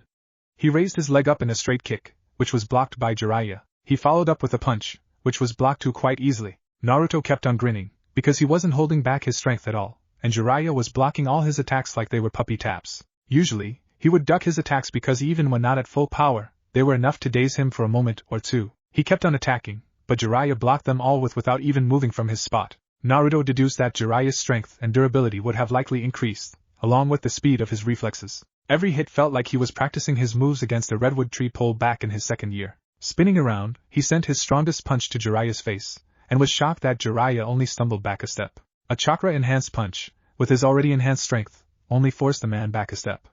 This was the sort of punch that would break anyone's neck, a one-hit kill. Even more, his knuckles throbbed in pain. Retreating back, he sent his fingers right towards Jiraiya's eyes. But Jiraiya didn't block this time, sending his own punch against Naruto's face. Naruto leaned away, avoiding the punch, but he was too close to avoid the invisible hit to his jaw. The hit sent Naruto back, spinning in the air before he managed to right himself. He smirked, tenderly rubbing where he was hit. He would have a bruise, which was a rarity in the past few months. Memories of the first few months of training with Jiraiya came back, where he was bruised every day. Now though, he could no longer fight Jiraiya with normal means. Looks like I might be in some trouble after all, he muttered. Jiraiya went on the offense this time, rushing towards Naruto with a fist drawn back. Not wanting to take a stronger hit, Naruto flash-stepped 50 meters away and threw some shuriken at him. He watched with a lesser amount of surprise when the shuriken simply bounced off the sage. What is he, fucking Superman? He grumbled, readying up a jutsu. Air compressed in his hand, just like the ball of fire. But if wanted to deal any kind of damage to Jiraiya now, he would have to be careful of his position. He jumped up, avoiding Jiraiya, who changed course and came after him. They began a game of tag, with Jiraiya chasing Naruto, who was jumping around the trees like crazy to avoid Jiraiya, who seemed to have closed the gap between their speeds. Compressing more air into the ball, Naruto ducked under the arm that would have caught his throat, and spun in the air, throwing a kunai high up in the air. He jumped back to avoid Jiraiya again, but the man caught him and threw him to the ground, rushing after him. Naruto flashed to the kunai in the air, his jutsu finally ready. He thrust his arm towards Jiraiya, releasing a beam of air that if he aimed at the trees, would have destroyed the entire forest. Futon, Erasure no Torai. Wind style, coming of a storm. Since Jiraiya was under Naruto in midair, therefore not in a position to dodge, took the blast head-on. He grunted along with the toad sages, who braced themselves for the attack. They only had a moment to marvel at the size and the intensity of the attack before it slammed into them. Jiraiya grunted as he slammed into the ground, creating a crater of a 10-meter radius. The wind cut into his clothes, tearing away his red jacket, but didn't do any damage to his body. The sages were a bit more ruffled, but no more damage than Jiraiya. Naruto's jutsu ran out, with him landing on the ground. It didn't even cut into him. What the fuck? His senses rang in alarm, and he ducked low to avoid the punch.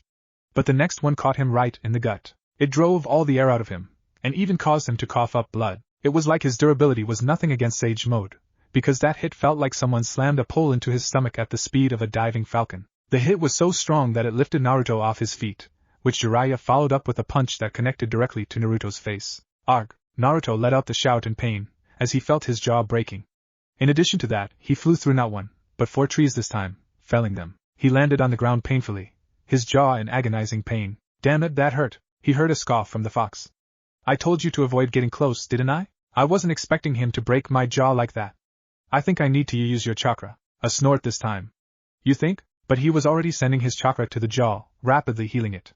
Within half a minute, which Naruto spent stepping away from Jiraiya, his jaw was healed. You need to put some distance between you and him. In this state, his sensory abilities are enhanced greatly. Hiding isn't an option for you. Without a word, Naruto flashed away to a kunai 3 miles away. If what Kurama said was right, Jiraiya would find him without a problem, and was probably on his way here. Time to power up, he muttered. He opened 3 of the reservoir gates, allowing 3 tails of Kurama's power into him. Over the course of 3 years, Naruto had fully mastered 7 of the 9 tails of power. The reason he hadn't mastered all of them was because Kurama told him that Naruto's seal was already weakening, but the forcing out of Kurama's chakra had only accelerated the breakdown. If it broke, Kurama would be forced out and Naruto would die. Jiraiya had warned Naruto as well when they were training in the training caves. It was him, Naruto discovered, who had the key to Naruto's seal. Jiraiya refused to give him the key though, despite Naruto's assurances that he could handle Kurama's power. He was afraid of the seal breaking, he told Naruto, and because of that, Naruto could die.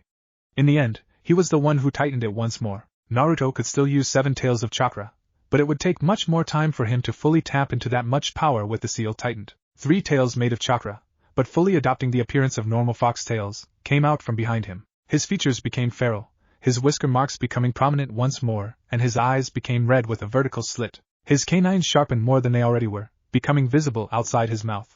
His nails increased in length, as his power grew. His control was so refined that only a thin sheet of orange covered him, except for the tails that were part of the form. He could sense Jiraiya closing in rapidly, only 700 meters away now. Growling, he clasped his hands into the snake seal, slamming them onto the ground. Doton, Tsuchinami no Jutsu.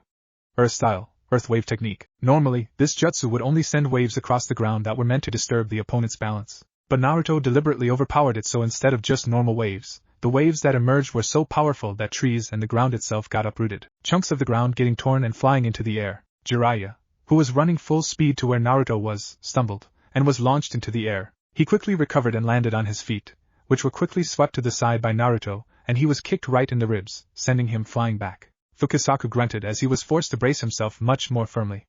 Just how have you trained him, Jiraiya-chan? The boy is a monster. Ya pay attention, because he's coming right at us. Shima's warning pushed him back into attention as Naruto came after them, no longer vulnerable to the sage attacks as his own strength and durability was enhanced. Fist clashed with fist, the resulting shockwave powerful enough to send cracks along the ground. They fell into another round of taijutsu, with Naruto now fighting on par with Jiraiya. Naruto found it highly impressive that Jiraiya's sage mode was equal to his 3 tails of power. His excitement grew, and he attacked with even more ferocity. Jiraiya aimed a left elbow strike towards Naruto's face, to which Naruto leaned back to avoid and switched to offense. Jumping to his right, Naruto buried his left knee into Jiraiya's stomach, a grunt escaping the older man's mouth, an indication that he felt that one. Jiraiya stumbled back a few steps from the knee. He then ducked and dodged the attacks Naruto threw at him, blocking a few of them. Fukasaku and Shima joined hands, preparing an attack of their own. Hold on a bit, Jiraiya-chan. Easier said than done, Jiraiya grunted as his right cross punch was knocked aside by Naruto, followed by an elbow slamming into his ribs. There was an audible crack as the bone cracked inside. Naruto capitalized on Jiraiya remaining open and delivered 3 punches to the torso, followed by 1 to the face that drew blood. Naruto then employed a side kick, using the momentum to spin a complete circle in the air and slamming a tornado kick to the side of Jiraiya's face, knocking him to the side and sending him flying once more. Before he could recover, however, Naruto flashed to him and kicked him again, sending him flying. Flashing to Jiraiya again, he punched him, sending him to the ground where he made a small crater. He then caught a branch and pushed himself towards Jiraiya, intending to land a double fist strike and put him down for good, but he was surprised when Shima-sama launched her tongue at him, wrapping around his arm. The creepy thing was that even the tongue had a snake-like face. She then slammed him to the side, in a similar crater to Jiraiya's. Before Naruto could grip it and wrench his arm free, it let go of him. The tongue retracted back into Shima's mouth, who grimaced. What a terrible taste of that Kyuubi's chakra. Jiraiya pushed himself to his feet and stared at Naruto, who stared back. The two stood still, gauging each other up. It was the moment of the battle where both of them knew where the other stood. Jiraiya knew that he couldn't keep this up forever. Naruto had him outmatched in chakra capacity and endurance. While even though Jiraiya had ate a chakra pill to replenish his chakra, he was going to run out of sage mode in another 3 minutes. Naruto stood in his fighting stance, left leg on the front and right in the back, right fist near his face and left held before him, his tails waving behind him. He needed to think of a way to end this fight. Every time Jiraiya was open, the toads were there to cover up. And he had no idea what seal to use, because he really didn't want to kill his godfather because he used a faulty seal to neutralize the nature chakra in him. Kurama, think you got any ideas to beat him? You could just wait until he runs out of time, but there's a better way to finish him. I need you to slap him. Say what? Slap him, palm strike, whatever you humans call it. Here's what we're going to do. Jiraiya watched Naruto closely for any sudden moves the blonde would make. But if Naruto decided to use Hiraishin, he won't be able to counter. Naruto was probably doing the same too, but he had a sneaking suspicion that Naruto was talking to his tenant. He couldn't say for sure, because Naruto's emotions were too controlled in fight. Naruto kept a close eye on Jiraiya while listening to Kurama. The idea was completely crazy, but it had merit. Kurama assured him that it was only supposed to hold Jiraiya in place while disturbing the balance of nature chakra within him, ending the sage mode. Let's do this. Before he could make a move, Jiraiya did.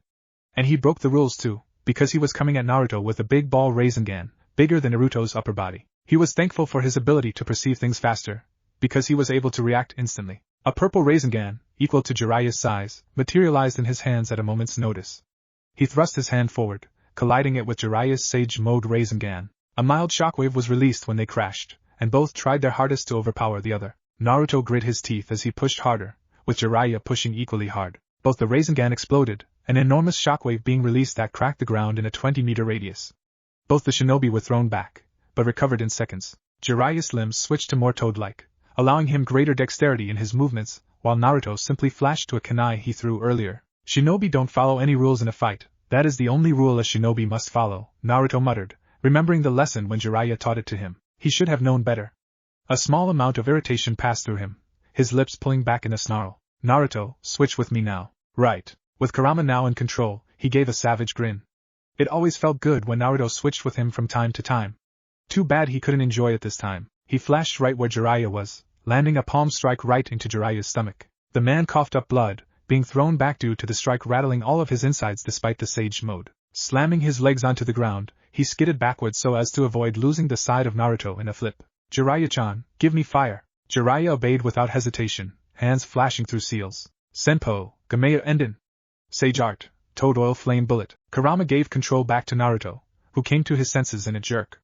Naruto formed the tiger seal as soon as he saw the oil in slow motion heading towards him. Katan Menamaya Nai Hai. Fire style, invisible fire. He breathed out sharply, the colorless beam of gas heading straight towards the fire oil combo. Colliding with it, the resulting explosion was so huge that both the fighters had to jump away. The force of the explosion created a new clearing in the forest, but Naruto was no longer paying attention, having sensed the Jiraiya was heading right towards him from the sky. Falling into a stance to receive him, Naruto readied himself. Jiraiya was falling towards him with another big ball Rasengan in hand. As soon as he was in range, Naruto grabbed his forearm with both hands, and pulled him right towards himself, moving out of the way from the side. The Rasengan smashed into the ground and created a whole new crater, bigger than what the normal big ball Rasengan could create. Nature chakra must enhance the strength of the jutsu, he theorized, as Jiraiya turned back and threw a couple of shuriken towards Naruto. Scoffing in amusement, Naruto merely caught all of them in one hand and threw them aside, waiting for the follow-up attack. Surely, it came as Jiraiya had jumped up to a tree and used the bark to propel himself towards Naruto at great speed.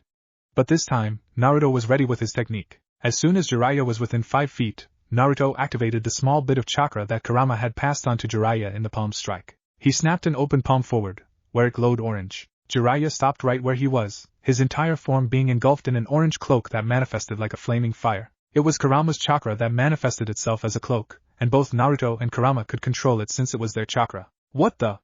Jiraiya sputtered along with the sages as they were caught in a bind. The sudden engulfing in demonic chakra, its extremely foul and chaotic feel caused all of them to lose their grasp on Naruto energy. In a visible snap, the sage mode was knocked out of Jiraiya, who looked at Naruto with saucers for eyes. Naruto slowly lowered Jiraiya until he was standing on the ground, still engulfed in Kurama's chakra. Walking up to Jiraiya, he grinned triumphantly. 5th strike, and I win. With that, he knocked the sage out cold with a punch to the face. Jiraiya groaned as he came into consciousness once more.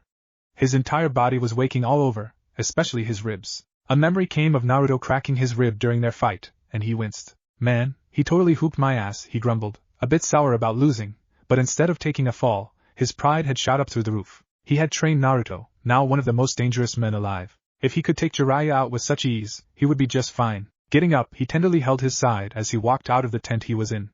He took a deep breath and a moment to take stock of his surroundings. It was night, and he could see that they were by a riverside, with the clean water of the river gently flowing down the slope. Turning around, he saw Naruto and Haruto chatting over some meat. Haruto laughed at something Naruto said, while the latter just smirked and finished the roasted catfish in his hand. Jiraiya walked towards them slowly, and said out loud, "I hope you saved some for me." Both the Uzumaki faced him, with the red one showing him a thumbs up with a grin. "Great fight, Jiraiya-sama. I hope my performance was acceptable," Naruto remarked, making air quotes. Jiraiya snorted and sat beside his godson, pulling him into a one-armed hug. "It was damn good, kid. You blew all my expectations away," he complimented. Naruto smiled, the feeling of satisfaction and pride filling him up to the brim.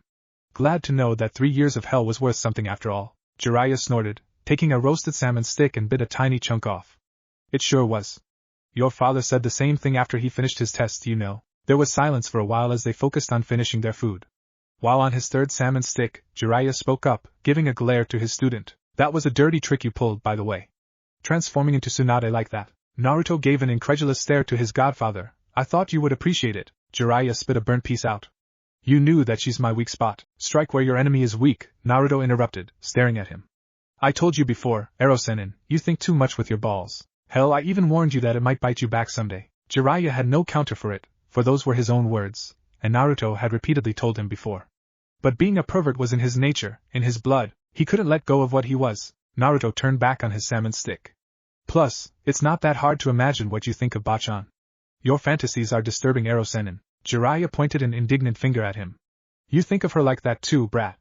Otherwise you wouldn't have come up with that technique. And I am more than disturbed to think of an old lady like that," Naruto snapped back. "I'm going to have nightmares for weeks now." "I hope you do," Jiraiya grumbled, still sour about that particular strike. "So Naruto," Haruto began, leaning forward in interest, "Jiraiya told me you have a bounty on your head." Naruto stopped chewing for a moment to frown, then swallowed.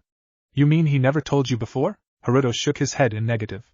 Naruto smirked before pulling out a bingo book from his hip pouch, handing it to the redhead. "Last page." Haruto flipped to it, and as he read it, his eyes became as wide as saucers, jaw dropped and looked like someone whose mind was switched off. He looked up, and pointed to the book.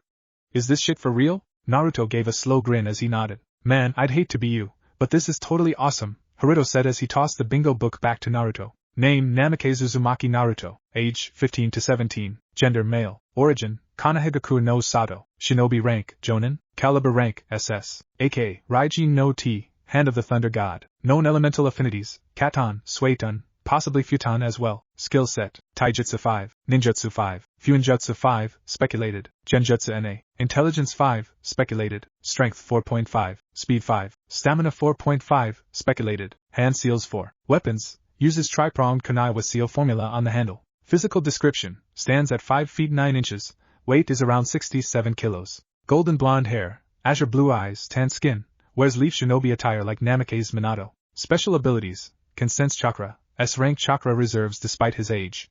Extremely fast, high Jonin level, natural speed. Known family: Namikaze Minato, Yandame Hokage. Late father: Uzumaki Kushina. Late mother: Uzumaki Temari, wife, daughter of late Yandame Kazekage. Other information: has killed 1 Jonin, 2 Chunin from IWA effortlessly.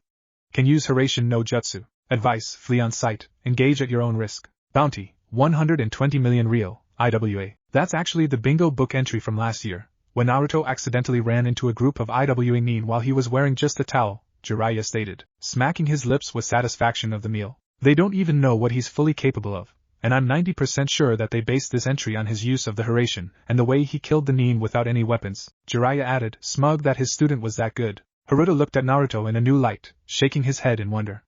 Man, if they only knew what you were really capable of. Naruto laughed as he leaned back on his arms. Best keep them in the dark. I don't plan to reveal everything, you know. He then focused on the night sky, which was full of stars. His mind formed an image of his wife, who was smiling and waving at him. Temari, I can hardly wait anymore for us to be together again. The sun rose up ever so slowly over the hills, casting its glow over the earth.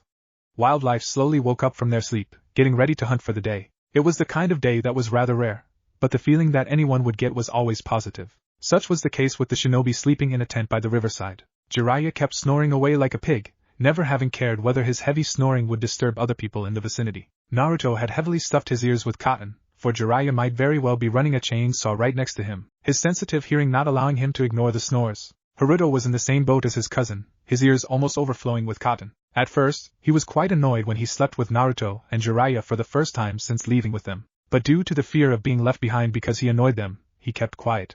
It was Naruto who discovered his problem and silently offered a solution. Since then, both Uzumaki slept peacefully as if Jiraiya wasn't even there. The sun rays hit the wall of the tent, causing it to glow a little.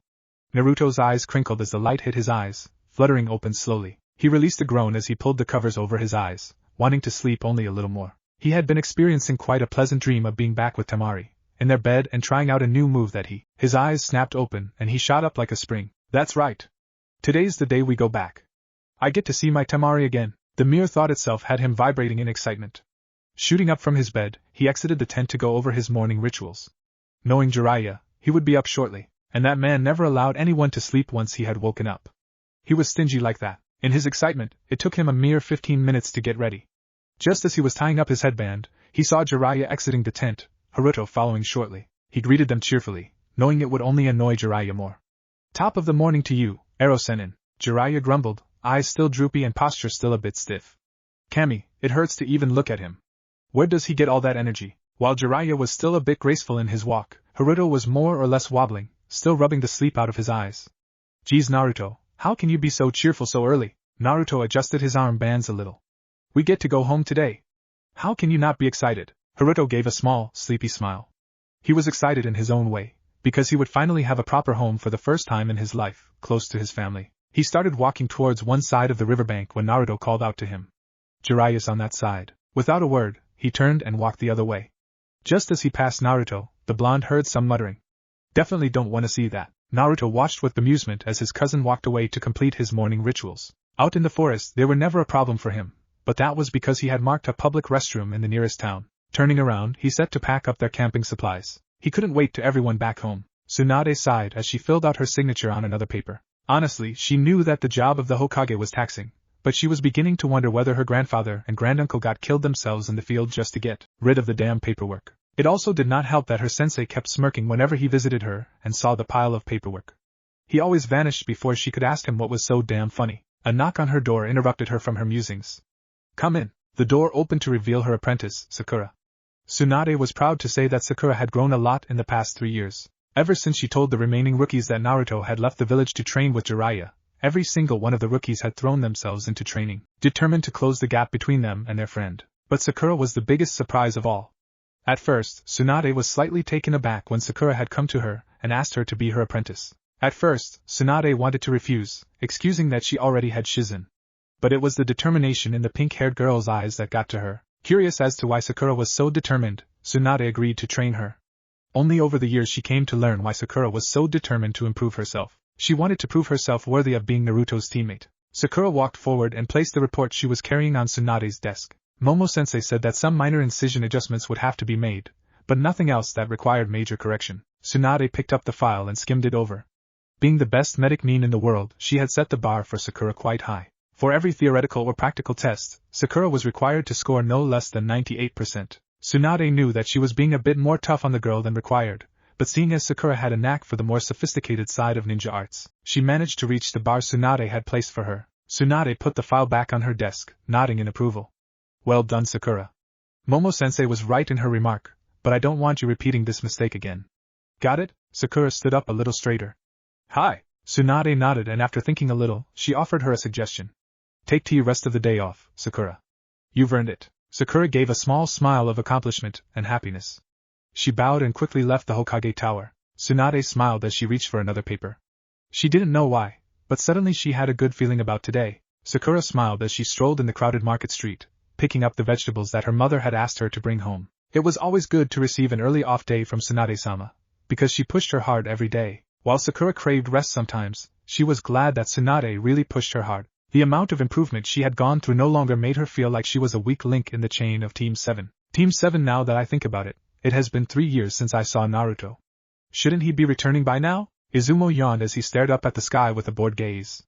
Beside him, his partner was soundly snoring, oblivious to the world's happenings. Izumo always told himself that being a gate guard was important, since it was their duty to stop any enemy from entering the village. The truth was that the only reason he and Kotetsu had chosen this duty was because they were damn lazy. Pretty much nothing interesting happened at the gate, so there was no need to stay alert all the time. Besides, A and B were posted here as well, to pick up anything that they might miss. He caught some movement out of the corner of his eye, both eyes automatically drifting towards it, and then both the eyes grew as large as saucers, his right arm moving to shake his partner awake. His eyes never left the sight before him. "Oh, Kotetsu! Wake up!" Kotetsu immediately woke up, head darting from side to side to scan for any threat, as was his reflex. Not finding anything, he turned an annoyed gaze to his friend. "What is it, Izumo?" Izumo said nothing, only pointing a finger in front of him. Kotetsu followed his gaze, and his face adopted a similar expression to that of Izumo's. Seeing Jiraiya-sama was not a new sight for any of them, but the blonde and the redhead were. They didn't know who the redhead was, but there was no mistaking on who the blonde was. As if sensing their gazes, the blonde turned to face them and grinned. "Izumo, Kotetsu. Hey, what's up, guys?" It was Izumo who caught his tongue first, grinning back and standing up to greet the Uzumaki. "Naruto. Man, it's been a long time since I saw you. You've gotten big." The two of them shared a hand hug. Growth spurt kicked in, thankfully. "How've you been?" Izumo shrugged. "Oh, you know how it is with us. Nothing interesting. The fact that you chose this dull life makes it easier to pity you," Naruto fired back. Kotetsu finally recovered to reply. "Better than doing something all the time." Izumo then turned his gaze towards the Sannin and bowed. "Jiraiya-sama." Jiraiya smirked and nodded back, but said nothing. Finally Izumo turned to face the redhead, who was eyeing them with a bit of nervousness in his eyes. "So who's your friend here, Naruto?" Before Naruto could speak anything, Haruto stepped forward, extending a hand with a small smile. "Uzumaki Haruto, pleasure to meet you." That caused a short circuit in the Chunin's brain. "You Uzumaki, you say?" The redhead nodded with a smile. Izumo looked at Naruto, who was conversing with his partner. The confusion in his eyes was barely hiding the shock. "Is he related to you, Naruto?" Naruto turned towards Izumo and nodded. "Distant cousin? Found him in during my second year of training." Izumo tried to get at least some of his bearing, if not all. "Then it's safe to assume that he's permanently going to live in Konoha, right?" Naruto frowned a little in thought, then answered. "Yeah, he'll be a permanent resident of Konoha from now on." Izumo took out a paper from the drawer beneath his desk. "Well, good for you. You need to fill out this form though. The Hokage will have to sign this for you." Haruto shook his head. "No problem." Quickly filling out the necessary details, they bid their byes to the gatekeepers and slowly made their way into the village. Haruto looked around in wonder. "Kami, look at this place. The people here look so happy, and the forest, it feels like the trees themselves are breathing." Naruto laughed as he put a hand around his cousin's shoulders. "Well, scientifically speaking, trees do breathe." In a softer tone, he continued with a secretive twinkle in his eye. "But the trees of Konoha are special, unlike any other in the nations." "How so?" Naruto smiled. "Because they were grown by the Shodai Hokage, Senju Hashirama himself, through his Mokuton. They carry the very essence of his chakra, which was said to be so powerful that its density has yet to be rivaled by anyone else." Haruto looked amazed by this information. The Shodai Hokage could grow trees with his chakra? "I've never heard of anyone who could do that." The Shodai was special that way. Mokuton was exceptional to him, and nobody can replicate it. You would think that only those of Senju blood would be able to use it, but no. It was then the Hokage mountain caught his eye. "Oh, so they finally added Tsunade's face to the mountain.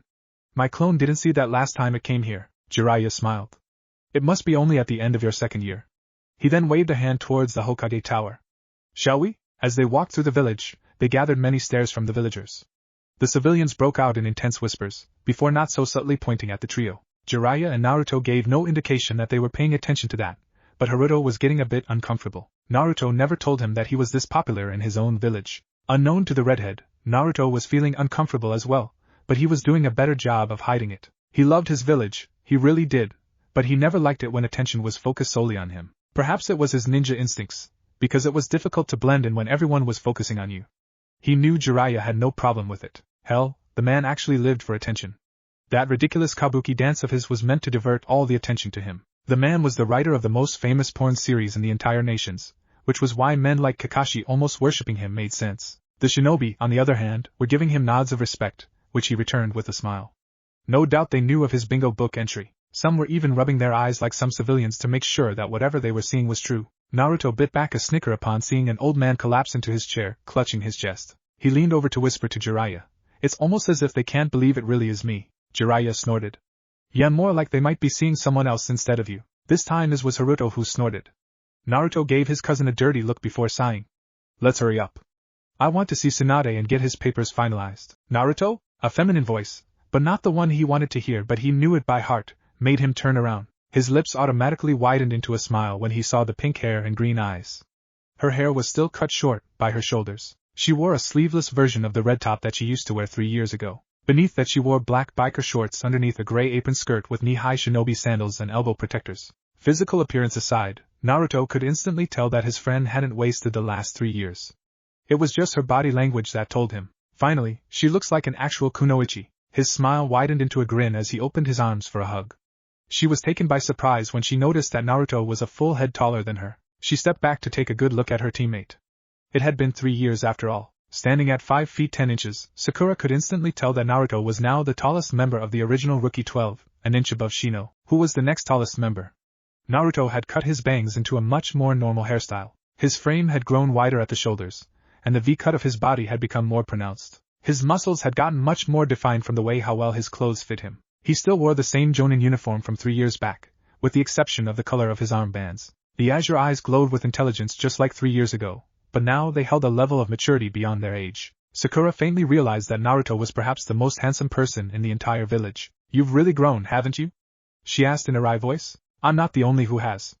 I can tell you've been working hard for the past 3 years, Sakura," Naruto complimented back. It was only then Sakura noticed the redhead beside him, watching her interaction with Naruto with a small smile. She blushed faintly, partly because of not noticing him earlier and partly because of how handsome he was. He was a redhead, a shade of red that she thought was quite exotic, for she had never seen it before. He had an angular face with purple eyes, 2 spiky tails hanging in front of his shoulders.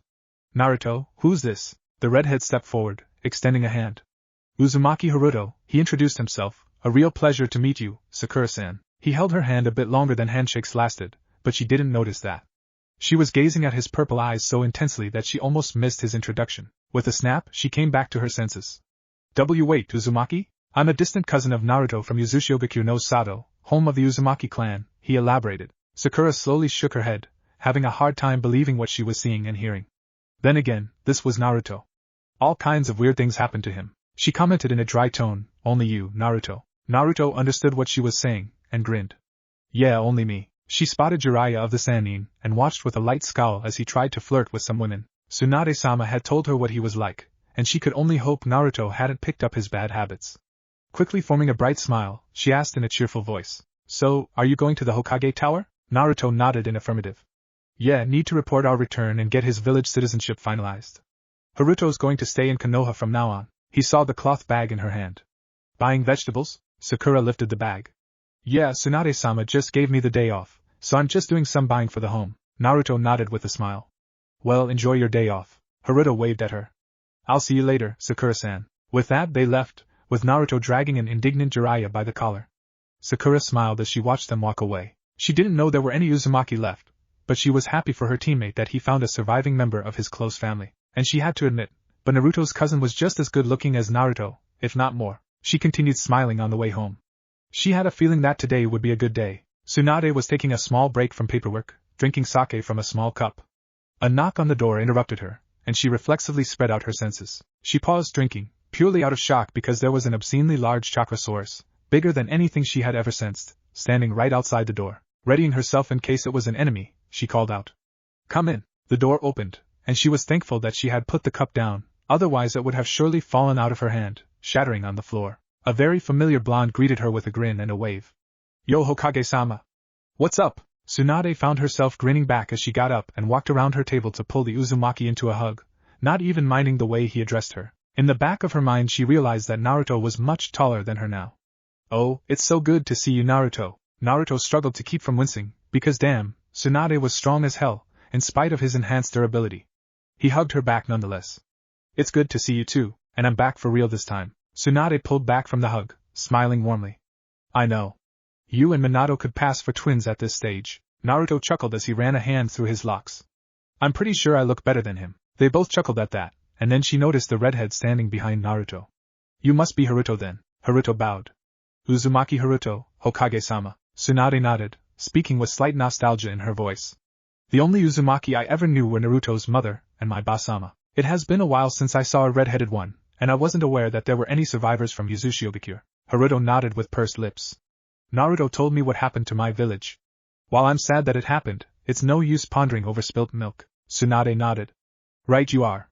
However, you must understand that Naruto holds a lot of political power as the head of 2 clans, one of them being Uzumaki. If there is even one person claiming to be related to him by blood, I have to thoroughly make sure the claim is true. I could give you my blood for a DNA test, I suppose, Naruto half offered, half suggested. Or we can make this faster easier for all of us if you just show her your chains, Naruto counter-proposed. Tsunade sharply turned to face Naruto, a serious frown on her face.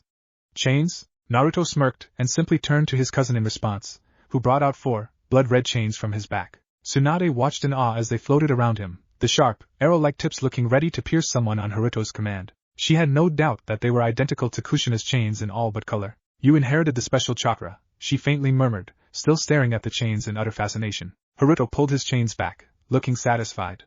Do I pass? Tsunade smiled and nodded. I acknowledge and accept your claim of being an Uzumaki. Naruto already arranged for a permanent residence for you here beforehand a few months ago. Naruto nodded. I told him to do that. Tsunade extended her hand. For anyone who wants permanent citizenship granted, they have to fill out a form by the gates. Did the guards give that to you? In answer, Naruto took out the folded form from his pocket and handed it to her. Tsunade went back to her chain and sat down, reading it over. She nodded in approval and spoke. I'll have your citizenship and residential papers prepared by tomorrow. You have the option of joining the Konoha Shinobi forces if you want to. Naruto nodded. Hi. Tsunade tore a small slip of paper and wrote something on it, putting it inside the form. I'll prepare an evaluation for you latest by day after tomorrow. Welcome to Konohagaku no Sato, she added with a smile. Naruto then stepped forward, a hopeful expression on his face. Bachan is Temari. Tsunade smiled and nodded. She's in the village right now. In fact it was at this moment that the door was knocked again. Naruto spread his senses and couldn't control the grin on his face when he instantly recognized the chakra signatures. Come in. The door opened, and Naruto turned around to face the newcomers with his cheerful grin. Shikamaru had grown just like he did, only he was a couple inches shorter than him. He dressed more like a chunin now, the vest coming to fit his larger frame.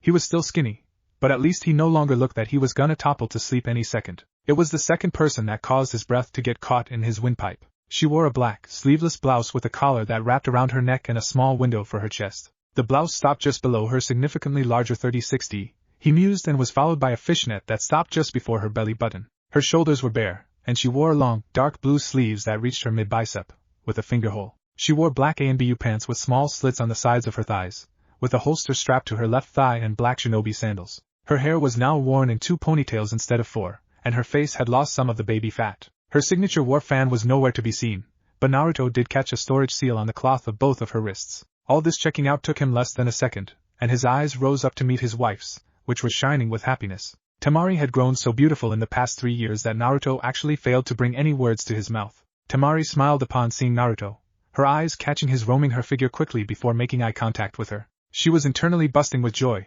wanting nothing more to grab his collar and pull him into a steaming kiss. But there were people present, and she had much more dignity than that. She wanted to laugh when she saw her husband's mouth move, but no words coming out. She was very much pleased with his reaction, finding it rather out of nature for him to not have any words. Instead of laughing, she walked up to him and gave him a warm hug, whispering right into his ear. Welcome back, Naruto. That snapped Naruto out of his daze, and he immediately wrapped her up in his arms, in a much tighter hug. Her breath left her in a huff, but she smiled wider and hugged him back equally tight. It felt good to be back in his arms again. Naruto then noticed something as he hugged her tight. No bra? Her eyes lit up at the whisper in her ears, and she whispered back. Change of style. They stepped back from the hug, smiles never leaving their faces and eyes never leaving the others. Naruto noticed that she was about the same height as Tsunade. Ugh, didn't I teach you not to be mushy about this stuff, Naruto? The whine came from none other than Jiraiya, who was not even looking at them. You're just jealous that you don't have a partner to be mushy with, Erosenin, Naruto easily returned, finally turning to face him. He finally turned to face his old friend, who was smirking at him. Finally noticed me, have you? Naruto smiled and drew him into a bear hug. It's nice to see you too, Shika. It's even nicer to see that you don't look eternally lethargic anymore. Oh, trust me, I just got very good at hiding that. They drew back, and Naruto turned to face his cousin, who was looking at them a bit awkwardly. Shika, this is my cousin from the Uzumaki clan, Haruto. Haruto, this is one of my childhood friends, Nara Shikamaru. Haruto stepped forward with a smile to shake hands. Pleasure to meet you, Shikamaru-san. You too, Haruto-san. I hope we get along. Naruto then put an arm around Temari, and his smile turned warmer as he gave her a one-arm hug. And this, Haruto, is my wife, Temari. Haruto gave a deep bow. It is an honor to meet you, Temari-ne-san. The honor's mine, Haruto.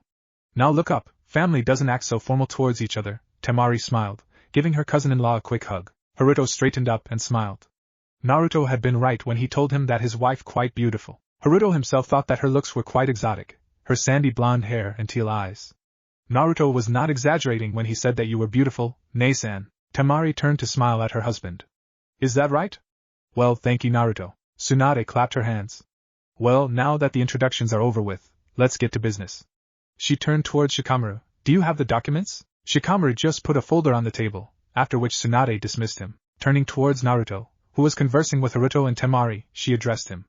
Naruto, I want you in training ground 7 in 3 hours. I want to see how much you have improved. Naruto smirked cockily. I thought my record speaks for itself. Tsunade turned a bit more serious.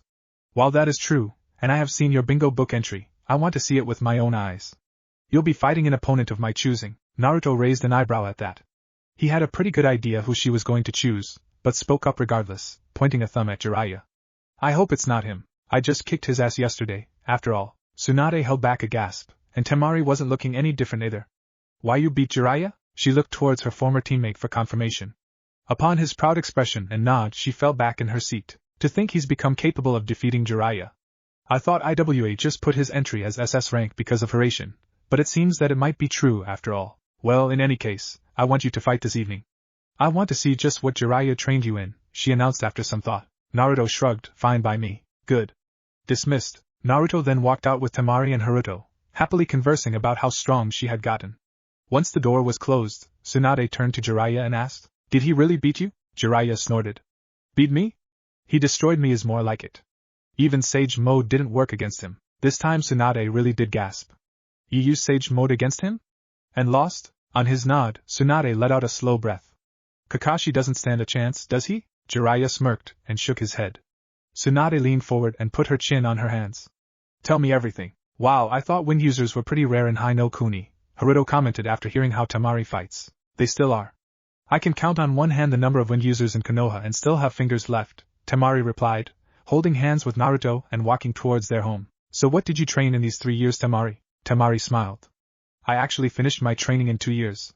And I trained in Tessenjutsu. But didn't you already use a large war fan, Ne-san? She must mean folding fans, Naruto said after a second of deliberation. Maybe you can fight me as a warm-up for your evening fight? Temari suggested. We'll see. We have a lot of catching up to do, Naruto suggested coyly. Well, we'll have to be more careful now that we have your brother living with us, she lightly admonished him as they arrived at their house. Naruto gave her a confused look. Tsunade didn't tell you? Temari narrowed her eyes. Tell me what? Haruto decided to speak for his cousin. Well, I'm actually going to live separate from you, in a different home. Naruto didn't flinch when Temari directed her gaze towards him, silently asking why. Haruto continued, this was actually my suggestion, Ne-san. I didn't want to intrude upon your hospitality. It's no big deal. We can work something out, and your privacy as a couple, Haruto finished with a knowing look. I see, Temari slowly said, crossing her arms under her bust. And here I was going to question you about how useful would a private, backdoor hot spring be when Haruto would live with us, Temari revealed, raising an eyebrow at her sheepish-looking husband. I'd rather call it a jacuzzi, since you can't just build a hot spring. It was actually Haruto who pointed that out to me, Naruto said, scratching his cheek bashfully. But he only pointed that out when Tsunade informed me that it was finished. He was the one who convinced me that he would find a separate place for himself. That was the reason why I contacted Tsunade to find a place for him near our home. Why would you even build one? Naruto looked a bit disappointed. You don't like it? Temari quickly reassured him. No, honey. I didn't mean it like that. I loved it, but why did you build it? For one, I missed 3 of your birthdays, so I thought the gift should be good enough to account for all 3. 2, because I simply can. Cammy knows how much money we have and I have little idea what to do with it all. 3, I love you, which should be reason enough. Naruto recounted his reasons, giving a quick kiss to Temari in the end. Temari smiled against his lips, but pulled back before it could get heated. Well, it was a very thoughtful gift, I see. Naruto turned to face Haruto, who was looking a bit uncomfortable. He made an apologetic expression. Sorry, that must have been awkward for you. Haruto waved a hand. It's alright. It only proves that a separate residence was a good idea. Temari turned to Naruto. I'll take your scroll inside, while you show him his house, she offered. Or you can come with us, Naruto said, a shadow clone popping up beside him. It took the scroll and vanished. Naruto waved a hand down the lane to the right of their house. Haruto's residence was a modest 1 BHK apartment half a mile away from their house. After helping him settle into it, they bid their goodbyes and returned to their house. Alright, I've got 2 hours, Naruto said as they went to their backyard's open space. He and Temari faced against each other, a challenging grin on their faces. Show me what you got. With pleasure. Without wasting any moment, Temari rushed into Naruto's guard, not giving him any time to prepare. Naruto's reflexes were perfectly on point, ducking right beneath the jump spinning round kick that would have taken his head off. Naruto straightened up, only to lean back when the other foot rushed at his face in the momentum of the same spin. Not bad at all, Naruto praised, blocking a punch and countering with his own. Temari smirked as she dodged it with a backflip, attempting to kick Naruto's chin with the flip. Naruto avoided that and rushed into her guard, hoping to throw a punch into her gut. He was pleasantly surprised when instead of landing on her feet, like he expected her to, she flipped once more and landed perfectly on her hands and upper back. Naruto formed a cross guard with his hands when Temari attempted to kick up into his chest. The force of the double kick was enough to make him stumble back a step. He smiled in approval. That was impressive, Temari. You read my movements. Temari smirked as she went back into her stance. How about we stop playing around now? Naruto smirked. Let's kick it up just a notch. Match goes to the one who lands the first clean hit. With that, he settled into his stance. He noted that Temari's legs were spread wide, but not too wide, which meant that most of her attacks would be hand-based. Most probably, it would be lightning-fast punches or elbow attacks, with some knees thrown in. Leg attacks could be limited to straight kicks, mostly to break guard or create an opening for the hands. Simultaneously, they both vanished so fast that it was a blur. Their forearms crashed, and the crash pushed both of them back. Just as Naruto expected, Temari's taijutsu focused mostly on the hands. They were very quick, he had to give that to her. Just as he caught her wrist to prevent the punch from connecting to his face, her leg came up to slam into his stomach. Naruto jumped back, but rebounded with a spinning hook kick. The seal enhancements worked in his favor, as Temari was barely able to avoid the kick to her face. She jumped up, attempting a triple kick combo which Naruto blocked. What's more impressive is that she has yet to break her momentum in the fight, he observed as she used the momentum of the spin to land a punch to his face. That was the opening he needed. Using his right hand to deflect the punch, he bent low and slammed an elbow to her gut, making sure to hold back his strength. Due to the hit being directly below the sternum, it hurt quite a lot. Temari stumbled back, a hand on where the hit had landed. Naruto rushed to her, landed a side kick/back kick combo that sent her to the ground. That was really good, Temari. Naruto grinned as he walked up to her, leaning down. Temari's hand was glowing green as she used Iryo ninjutsu to lessen the pain. There was hardly an opening in your form. But there was, wasn't it? Temari grunted as she clasped Naruto's hand to get up. She yelped, however, when Naruto pulled her directly into a kiss. There was no other word for it. Naruto ravished her mouth as his tongue entered it without giving her a chance to fight back. It was like a hungry animal eating for the first time in days, or in this case, years. Temari had missed the taste of his mouth just as much as he had missed hers. Her hands came around his neck as they both pulled each other closer. Naruto relished the feel of her waist, since there was nothing to cover it. His right hand moved back and forth, softly massaging her waist. His thumb pressed against her taut stomach, feeling her abs. He smiled against her mouth as he disengaged the kiss, leaning his forehead against hers. He started landing small, quick kisses against her, talking between them. Sorry, I missed that. It's okay, I did too. The kisses did not stop until 5 minutes later, and even that happened reluctantly. They both stepped back, smirks on their faces. We will continue this tonight, Naruto stated, as if it were final. Temari smirked. I look forward to it. I always knew you couldn't resist me. Same goes for you too, dear. In a flash, she brushed her hand on the storage seal on her right wrist. In a small burst of smoke, 2 blades appeared in her hands. Only upon a closer look, Naruto realized what they were. Grinning, he nodded to her. Nice steel fans. Temari smirked, saying nothing. She folded open the fans, and Naruto had to admit, they were beautiful. A combination of black and teal, they really suited to the color of her eyes. They opened like a lotus, but only half. The shape of the dagger made up the longer blade, while there were small, kunai-like blades in the middle. Very deadly. Is it safe to assume that you use them for both close quarters and futon ninjutsu? Naruto asked her, gesturing to her fans. Your intellect frightens me sometimes. Without another word, Naruto whipped out 2 of his special kunai in his hands, one in reverse grip. They stood across each other, not making a single move, no doubt studying each other. Temari knew how skilled her husband was in a knife fight, but there were little openings in the way of the fan. Her teacher taught her how to fight not just one, but multiple opponents, close range and far. But fighting Naruto might as well mean fighting multiple opponents at once. Naruto knew that he was venturing into the unknown. If Temari was any good with those, he would have a hard time against her. Due to the large surface area of the fans, most of the attacks would be slices. But thinking back on how quickly those fans had unfolded from their knife forms, she could fold them back into knives just as quickly. Naruto smirked, which was the only warning Temari got. Before she knew, she was turning around on pure instinct and reflex, blocking the stab with her fan. A brief flicker of surprise passed in his eyes upon seeing her block his strike, but the smirk remained. Nice reflexes. In answer, Temari brought the other fan up in a slice to his head.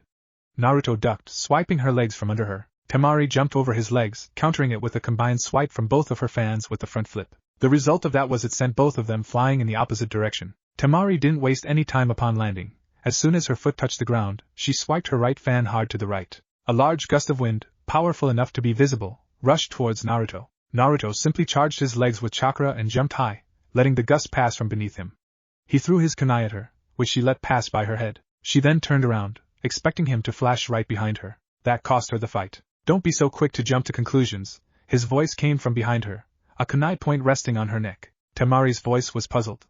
How did you? Well, I knew that you were aware of how I used Harasshin, so I expected you to react the way you did, turning to defend your back. Only I decided to stir away from that line this time, Naruto explained, taking a step back. Temari smiled, retaking her stance. Nice strategy. Let's see if it works a second time. Naruto internally was very proud of Temari. He always admired her never-say-die attitude, and it suited her personality very well. Taking out another kunai, he retook his stance. I don't know about that, he said in a thoughtful tone, completely contrasting with the smirk on his face. Maybe I'll flash behind, or should it be the front? As if you'll even get the chance, Temari muttered, before launching into offense. The next 5 minutes Naruto saw what exactly Temari was capable of now. Her strikes with open fans were very deadly, easily capable of landing fatal cuts, or even cutting someone's head off. Her form seemed impeccable, not stumbling between attacks at all. Most of Naruto's attention was on dodging or deflecting Temari's strikes, for she was seamlessly able to switch between folding and unfolding her fans. Whenever he attempted a strike, she would either deflect or block it with her fan, or catch it with a small, knife-like window in her fan and follow it up with a taijutsu attack. Nice to see that I'm not the only one who's made improvements in leaps and bounds. She is easily mid to high jonin at this point, Naruto thought as he leaned back from a strike, flipping sideways to avoid a jump-spinning side kick. He threw his kunai right at her, knowing he would have to create his own opening. Temari folded her fan swiftly to knock away the incoming kunai, as was her reflex, when Naruto disappeared from in front of her. She didn't even finish her curse when a foot connected to the back of her head, knocking her to the side. She got up swiftly, but Naruto was already moving. He backflipped, landing right on her shoulders. He then backflipped again, this time with her. Temari grunted as she was slammed on the ground, hard. She knew she had lost when there was a kunai resting on her throat. I have to say, that was damn impressive, Temari, came Naruto's pleased voice from behind her. Temari just grumbled as he pulled her up. How come I didn't see that coming? Come on Temari, that was awesome. There were hardly any openings in your form for me to exploit. Naruto tried to cheer her up. Temari didn't feel any satisfied with Naruto's cheer, walking towards their house with a huff, folding her fans and putting them in her storage seal. Naruto internally chuckled. Temari was a sore loser. The next time, you won't make the same mistake. Think of it this way, I just helped you improve a little, he offered. Temari sighed. I'm not upset at you, Naruto. It's just that I've trained my ass off in those 2 years. I can see that. It's a really nice ass. And even then you didn't have much trouble in taking me down, Temari finished, turning to face him with an unreadable expression. You were simply testing me, weren't you? Naruto twirled his kunai. Well, I did want to see how you improved, didn't I? Besides, I did improve as well. I wasn't going to just sit around. Temari didn't seem very convinced with his reasoning, but accepted it with a small smile. Well, you did beat Jiraiya-sama after all, so I shouldn't be surprised too much. Now that that is over, his voice suddenly whispered in her ear. How about we have some fun? Temari jumped in surprise. Just how fast had he become? Before she could reply, Naruto was already placing small kisses on the side of her face. His hands were roaming her front, rubbing her stomach. She sighed in pleasure, leaning back into him. I thought you wanted to do this tonight, she breathed. It was hard for him to pause. 3 years going without sex, and now it was coming back to bite him. Temari's scent was driving him crazy, and he wanted nothing more than to pick her up and lock themselves in the bedroom. His waterfall training was the only reason he could restrain himself at this moment. Oh, we will, trust me. I'm going to enjoy every bit of you when we're alone tonight. But I didn't say anything about not making out, he growled before turning her around and picking her up, her legs wrapping around him. He walked inside, with Temari giggling at his impatience. Naruto arrived on the ground exactly on 4 p.m., with Temari in tow. So just because the asshole tried to hit on you, you almost cut off his dick? Naruto asked incredulously. Temari scoffed, rising to her feet. Honestly, he should have known not to mess with me when I killed all those bandits single-handedly, without a problem. Naruto whistled. That's harsh. Pity we can't wear our rings in the field. Temari nodded, completely agreeing with him. A pity indeed. Why weren't you with the team again? Temari shrugged. I discovered that I like working alone. Which is why I refused it when Tsunade offered me a team to lead. As a jonin working alone, I'm much more efficient. But being in a team has its advantages, and you know that. I do, but working alone is so much better for me. Naruto shrugged, not wanting to argue with her anymore. Jonin had the choice of either working alone, or with a team. If Temari preferred to work alone, he wasn't going to stop her. And with how formidable she had become, he would have to worry less about her. It wasn't as if there was a bounty on her head, after all. Expanding his senses, he sensed Jiraiya, Shizen and Tsunade in the trees. No doubt they were here to watch the fight. He lowered the gravity on his person to 3 times that of Earth, feeling significantly lighter. Temari, why don't you join our audience in the trees? Better view from there. Sure, why not? Just give me a good show. With that, she jumped away. He sensed Sakura coming to the ground, and he turned around. She walked up to him with a smile, tightening some gloves on her hands. Tsunade-sama called you as well, Naruto? Yeah, apparently she wants to test both of us. I can see who the conductor of the test is going to be. Just as he finished his sentence, a burst of smoke appeared right next to him. Naruto was shaking his head as the figure emerged from the smoke that cleared away. I saw that coming from a mile away. Considering that you can't physically see that far, I find that to be impossible. Kakashi, you are the strongest jonin in this village. Why won't Tsunade send you? Kakashi gave an eye smile. Good point, though I don't know about the part of strongest jonin anymore, now that you're here. You've gotten quite tall by the way, Naruto. And you're still as perverted as ever, Naruto shot back. Come on Kakashi-sensei, Naruto couldn't possibly be better than you, Sakura argued, but then she caught Naruto's smirk.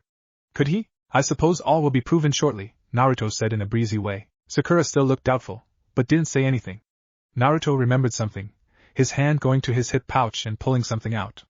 Oh, before we start, have this. Kakashi's eyes looked at the cover, and went wide with disbelief. No way. Is it Okami? It is. Pocketing the other book, Kakashi greedily opened the newest edition of Ika Ika. The first one in 3 years. Oh, the smell of a new book. Naruto was a little disturbed by Kakashi's enthusiasm, but didn't show it. Everyone had their ways of getting off, and was Kakashi's eyes shining with withheld tears? Thank you Naruto, this is the best gift anyone has ever given me. Naruto waved the thanks away. Don't mention it. Sakura, on the other hand, was suspiciously looking at Naruto. And why were you in the possession of that book, Naruto? Naruto held up his hands. Don't look at me like that, Ero-sen gave it to me. In the forest, Temari whacked Jiraiya across the back of his head, much to Tsunade's approval. And you didn't read it? Alright, that's enough Sakura, Kakashi stopped her there. Once Sakura seemed calmed down, he spoke. Alright, Godame-sama called me earlier, informing me that I was to test you too. Probably because she is interested in reforming Team 7, without Sasuke this time. Kakashi carefully watched his 2 former students for any reaction. Naruto simply narrowed his eyes a little, but nothing else. It was Sakura that surprised him. He expected her to slump into depression, or show some sign of sadness, but there wasn't any. Instead, her eyes told him something else. Something unexpected. Sakura no longer felt anything for Sasuke. Looks like Tsunade-sama did a really thorough job of beating the fangirl out of her, he observed mentally. He had imagined that Godame would be a tough teacher, but to stomp Sakura's infatuation for Sasuke out of her? She must be damn vicious. I still can't imagine how the bastard escaped from this village, Naruto muttered, looking towards the sky. Kakashi sighed. He was taken when he was being transferred to Hozuki Castle for his prison sentence. Short version is, the Konoha ninja were ambushed by an unknown party while on the way to the prison.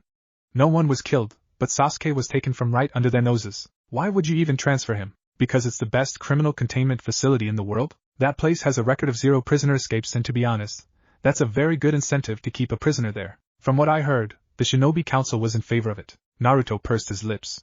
Better than our ANBU here? The prison in our village is not much of a prison than it is a holding facility. Plus, the ANBU is susceptible to attacks and break-ins, as you have so repeatedly proved when you were younger, Naruto, Kakashi reminded him. Naruto scoffed lightly at that, but didn't deny the claim. Please tell me at least you know who took him away. Kakashi sighed, looking unsure of his answer. There is no official evidence as to who might have taken him, but we know of one person who had shown a disturbing amount of interest in him. Orochimaru. Kakashi shrugged. That's what many suspect. But as I said, we don't have any proof. Anyway, back to the test. At first, it was going to be you 2 against me, but there has been a change of plans by Tsunade-sama. Sakura looked confused by his words. Why would she change it? Kakashi put his book away, implying that he was serious. I don't know the exact reason, but I'm not going to speculate. The test is actually quite simple, he said, pulling out not 2, but 3 bells. 3 bells, Kakashi-sensei? Patience, Sakura. Yes, it will be 3 bells this time, with 2 for you both, and 1 for me, he explained, giving the bells to Naruto and Sakura. The test is essentially a battle royal, with every man for himself. The last ninja to remain standing with all 3 bells in his possession wins. Sakura looked like she didn't know what to make of the test, but Naruto had a smirk on his face. Clearly he was excited. That's actually rather unconventional of her, but I'm not complaining. He walked towards Kakashi and held out a hand. Give me your wrist. I'll remove my mark to make this as fair as possible for you, Kakashi snorted. So nice of you, he commented sarcastically, but gave him his wrist. Naruto put his hand on the mark and removed it, revealing unblemished skin. He then turned around and walked away, putting a bit of distance between them, around 40 meters. He put the bell in one of his vest pockets and then faced both of them, waving a hand. Whenever you're ready, Kakashi. Sakura too put some distance between her teammate and sensei, tying the bell to her hip. She tightened her gloves one last time and gave a challenging smile to Kakashi. On your go, sensei. Kakashi chuckled, reaching for his hitait.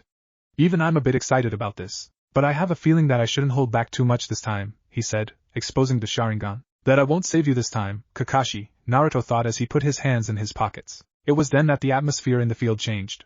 Kakashi and Sakura simultaneously tensed, eyes darting towards Naruto, who was intensely staring at the two. His posture was still relaxed, but something about him had clearly changed, something that screamed dangerous. A bead of sweat rolled down Sakura's cheek. Her fists tightened as she gazed at Naruto's relaxed form. What is this feeling? Why does Naruto seem so dangerous all of a sudden? Whenever he looks at me, I feel like he could crush me in an instant. Why? Just how much have you improved, Naruto? Kakashi was much more practical in his analysis, despite being tense. To intimidate by using one's aura is an extremely difficult skill. I'm not surprised Naruto managed to learn it from Jiraiya-sama. A very effective psychological attack if one has a reputation deadly enough. Kakashi had been informed by Tsunade that Naruto had beaten Jiraiya at his best. Kakashi knew then and there that Naruto was way out of his league. If there was a shinobi that could beat the strongest of the Sannin, he was among the most dangerous in the world. I think we all know that this fight isn't in each person for himself anymore, is it? Naruto questioned in a nonchalant tone. It went unsaid, but Naruto was right. Naruto's sudden change of presence put all of them on edge, even the audience. Even though it was a test, it felt more like a battle for survival.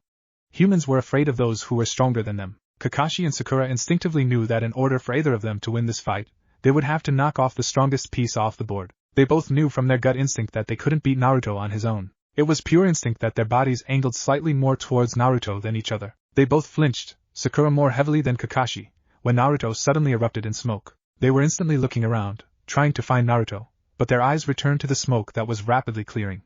When it cleared, they were looking at two Narutos. Damn it, now there's no way to tell which one's the real one, Sakura cursed mentally. She still wasn't going to make the first move. She just couldn't. She knew Naruto would only have gotten faster in the past 3 years. She couldn't match his reflexes then, she couldn't do it now. It was as simple as that. In her observation of Naruto, she forgot about Kakashi. Kakashi was keeping a close eye on both of his pupils.